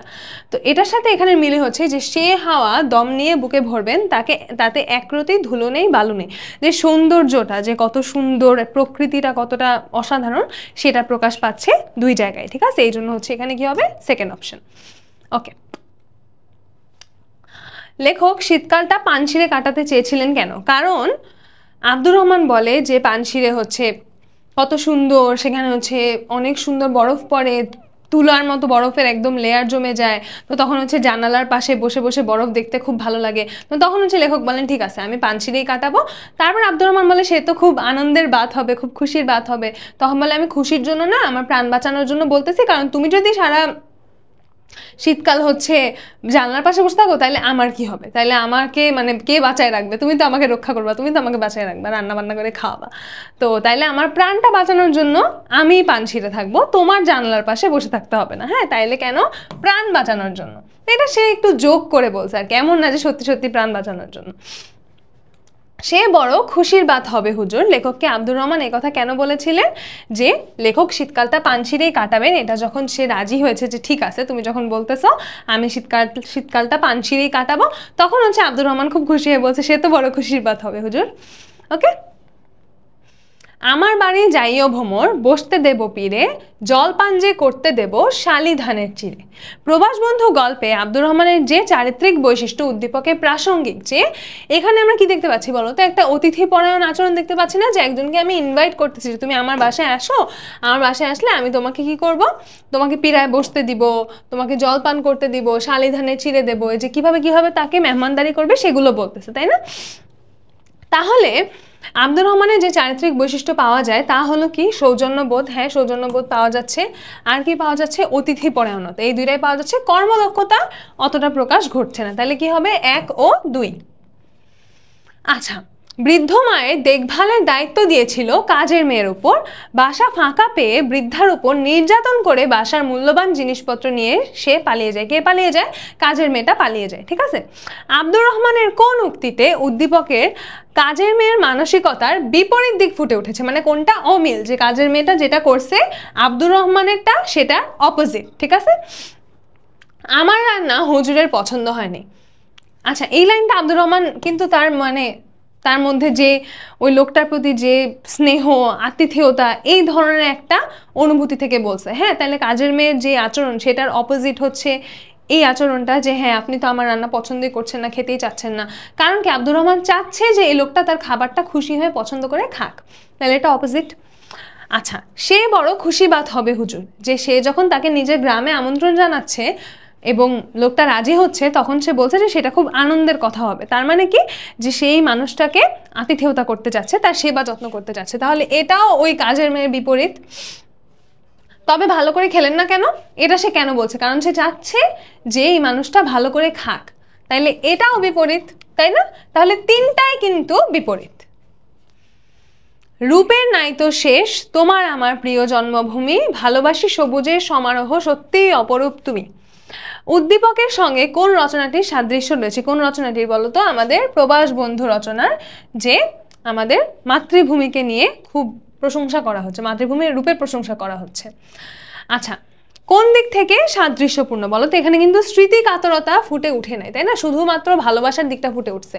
তাইলে স্বদেশ প্রেম এবং প্রকৃতির বর্ণনা। হ্যাঁ, যদি এখানে স্মৃতি কাতরতা টাইপের কিছু থাকতো তখন আমাদের আনসার কি হতো বলতো? তখন কিন্তু আমাদের আনসার হয়ে যাইতো কপোতাক্ষ নদ, তাই না? কিন্তু যেহেতু স্মৃতি কাতরতা রিলেটেড কিছু নাই, তাই আমরা কপোতাক্ষ নদকে এখান থেকে বাদ দিতে পারতেছি। তাইলে উত্তর কি হবে? উত্তর হবে 2 ও 3। বিশ্ববিদ্যালয়ে পড়ার জন্য ঢাকায় মামার বাসায় থাকে মাতৃহীন অনেক। নিঃসন্তান মামের অকারণে ঘর গোছানো, লেখাপড়ার খোঁজ খবর নেওয়া মাঝে মাঝে তার কাছে অত্যাচারের মতো মনে হয়, যে তাকে অনেক বেশি আদর করতেছে, ভালোবাসতেছে, খেয়াল রাখতেছে, এটা তার কাছে মানে এত বেশি করতেছে দেখে এটা একটু বিরক্তির কারণ হয়ে গেছে, একটু অত্যাচারের মতো মনে হচ্ছে যে এত বেশি কেন। বিশেষ করে খাওয়া দাওয়ার ব্যাপারে সে কিছুতেই মামিকে খুশি করতে পারে না। কেন? যে মামি চায় যে ও বেশি বেশি খাক, কিন্তু বেশি বেশি খেতে চাচ্ছে না। উদ্দীপকের অনেকের অবস্থা প্রবাস বন্ধু রচনার কোন উক্তিতে স্পষ্ট করে ফুটে উঠেছে? কোনটার সঙ্গে বলো তো? যে তোমার বপুটার সঙ্গে আমার তনুটা মিলিয়ে দেখো দেখিনি, যে এই লোকটা যে খেতে পারছে না, সেজন্য সে বলছে যে তোমার এই বিশাল শরীরটার সাথে আমার এই ছোট শরীরটা মিলাই তুমি দেখো, যে আমি তো তোমার মতো খাইতে পারবো না। তো অনেক যেরকম খেতে পারছে না, সেরকমই আমাদের লেখকও খেতে পারছিলেন না, তাই না? তাইলে এই ব্যাপারটার সাথে আমরা মিল দেখতে পাই। ওকে, তাহলে উদ্দীপকের মামি এবং প্রবাস বন্ধু রচনার আব্দুর রহমানের মধ্যে সাদৃশ্য কি? গভীর মমত্ববোধ। হ্যাঁ, এটা আমরা দুজনের ক্ষেত্রেই দেখতে পাই। কর্তব্যে সচেতনতা, দুইজনই খুবই কর্তব্যপরায়ণ। এবং আতিথেয়তার আতিশয্য, যে অতিরিক্ত আতিথেয়তা করতে চাচ্ছে। হ্যাঁ, যে মানে তারা খুবই অতিথি পরায়ণ, যে অতিথিকে পারলে তারা একদম সোনায় মুড়ে রাখবেন, এইরকম মানুষ তারা। তাহলে আমাদের আনসার হবে 3টাই। আচ্ছা, এখানে একটা ভুল আছে, 3টাই আনসার হবে। ওকে, আচ্ছা, তাইলে প্রবাস বন্ধু শেষ এবং আমরা আমাদের একদম শেষ গল্পে চলে আসছি, যেটা হচ্ছে 21 গল্প। এটা কিন্তু আমার একটা হাঁচি আসবে মনে হচ্ছে, কিন্তু আসতেছে না। এমন হলে কি যে অশান্তি লাগে, মানে বুঝেছি না আমি ক্লাসটা পজ করবো না কি করবো না। যাই হোক, আগে যাই। এটা কিন্তু আমাদের হচ্ছে আগে সিলেবাসে ছিল না, নতুন যুক্ত হয়েছে আমাদের সেই শুরুর প্রত্যুপকার আর শেষের 21 গল্প। এই দুইটাই আমাদের এসএসসি সিলেবাসে নতুন সংযোজন, এই জন্য এগুলার আগের কোনো বোর্ড কোয়েশ্চেন নাই। তাও আমরা ট্রাই করব যতটুকু পারা যায় একটা ভালো প্রিপারেশন যাতে আমরা নিতে পারি, তাই না? আচ্ছা, চলো। 21 গল্প নামের ছোট গল্পে তপুর সঙ্গে শেষবারের মতো কোথায় দেখা হয়েছিল? ও আচ্ছা, বাই দ্য ওয়ে, তোমাদের বাকি সবগুলার কিন্তু ওয়ান শট ক্লাস আছে। প্রত্যুপকারের ক্লাসটা হচ্ছে আবিদাপু নিবে, এবং 21 গল্পের ক্লাসও হচ্ছে, আমি জানি না তোমরা কে কোন ভিডিও আগে দেখবা পরে দেখবা, কিন্তু 21 গল্পের ক্লাস তোমরা এখনো না পেয়ে থাকলে সামনে পেয়ে যাবা, অথবা হয়তো পেয়ে গেছো, ইউটিউবে সার্চ করে দেখো আপলোড হয়েছে নাকি, আমি নিব ইনশাল্লাহ। এবং 21 গল্পের ওয়ান শট ক্লাসও তোমরা পেয়ে যাবা, ঠিক আছে? 21 গল্পের এমসিকিউ নিয়ে তো আমরা এখানে কথা বলবো, সিকিউ নিয়ে সিকিউর ক্লাসে অলরেডি কথা বলে ফেলছি, তো আমরা গল্পটা পড়বো হচ্ছে ওয়ান শট ক্লাসে। ওকে, আচ্ছা, তো চলো আমরা এখানে শুধু এমসিকিউগুলো একটু দেখি। যে শেষবারের মতো কোথায় দেখা হয়েছিল? 4 বছর আগে দেখা হয়েছিল, ঠিক। হাইকোর্টের মনে দেখা হয়েছিল, তাও ঠিক। মেডিকেল কলেজে না, তাহলে 1 ও 2। কলেজ ভর্তি হওয়ার কতদিন পর তপু রেনুকে বিয়ে করে? কতদিন পরে বিয়ে করে জানো? বছর খানেক পরে হচ্ছে বিয়ে করে। আচ্ছা, তপুর স্বপ্ন কি ছিল? তপুর স্বপ্ন ছিল হচ্ছে তারা কিন্তু সবাই ঢাকা মেডিকেল কলেজে পড়তো। হ্যাঁ, আমাদের এই গল্পে যে চরিত্রগুলো আছে, যে বন্ধুরা একসাথে পড়াশোনা করতো, তারা সবাই হচ্ছে একসাথে ঢাকা মেডিকেল কলেজে পড়তো। তো তার স্বপ্ন ছিল সে ডাক্তার হয়ে গ্রামে যাবে। আর তপুর কোন শখটি পূরণ হয়নি? এখানে কিন্তু খুশি হয়ে ডাক্তার হওয়া দাগায় দিবা না। ওর শখ ছিল যে ও হচ্ছে মিলিটারিতে যাবে, কিন্তু মিলিটারিতে যাইতে পারে নাই, এই জন্য ওর এই মিলিটারিতে যাওয়ার শখটা পূরণ হয় নাই। 21 গল্প নামক ছোট গল্পে টলটলে চোখ নিয়ে রেনু ফিরে গিয়েছিল কেন? কি হয়েছে? রেনু কে মনে আছে? রেনু হচ্ছে আমাদের তপুর ওয়াইফ বা তপুর স্ত্রী। তো ওরা যখন এই ভাষা আন্দোলন করতে রাস্তায় নামছে, তো এটা তো খুবই জীবন মানে রিস্কে ফালানোর মতো একটা জিনিস, তাই না? জীবনের ঝুঁকি আছে এমন একটা কাজ। তো রেনু চাচ্ছিল তার স্বামীকে ফিরায় নিয়ে যাইতে, স্বামীর নিরাপত্তার জন্য, স্বামীর জীবনটা বাঁচানোর জন্য, যাতে কোনো ক্ষতি না হয়। তো সে এসে তপুকে বোঝানোর চেষ্টা করতেছিল। তপু তো ফিরে যাইতে চায় নাই, এবং তপুর একটা বন্ধু ছিল, সেও রেনুকে একটা উল্টা ধমক মারছে যে আপনি চলে যান। তো সে হচ্ছে তার স্বামীকে নিয়ে যাইতে ব্যর্থ হয়েছে। তো এই ব্যর্থ হয়ে সে টলটল চোখে ফিরে গেছে। ওকে, তো সে বকুনিও খাইছে, কিন্তু বকুনি খাওয়াটা তার কান্নার কারণ না, ঠিক আছে? সে যে তার স্বামীকে নিয়ে যেতে পারছে না, এই জন্যই সে টলটলে চোখে ফিরে গিয়েছে। 21 গল্প নামক ছোট গল্পে মিছিলে রাহাত কি করছিল? রাহাত স্লোগান দিচ্ছিল। আচ্ছা, জর্জ বার্নার্ড শ কোন সাহিত্যের বিখ্যাত নাট্যকার?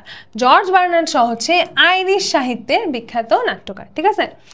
বিশিষ্ট অধ্যাপক হাসান আলীর বোনের জামাইকে পাকিস্তানি হানাদার বাহিনী ধরে নিয়ে যায় ডিসেম্বরের 14 তারিখে। এরপর তার খোঁজ পাওয়া যায় না। 16 ডিসেম্বর দেশ স্বাধীন হয়। ফেব্রুয়ারি মাস চলে এলেও সে আর ফিরে আসে না। বোনের কান্নাকাটিতে হাসান আলী বোন জামাইয়ের খোঁজে বের হন, তিনিও আর ফিরে আসেন না। তিনি তার বোনের জামাইকে খুঁজতে গেছেন, তারপর তিনি নিজেও হারিয়ে গেছেন। হ্যাঁ, নিজেও আর ফিরে আসেন নাই। হাসান আলীর মতো প্রখ্যাত একজন সাহিত্যিক স্বাধীনতা পরবর্তী সময়ে হারিয়ে যান। তিনি কে? তিনি হচ্ছেন আমাদের এই 21 গল্পের যিনি লেখক, জহির রায়হান, তিনি, ঠিক আছে?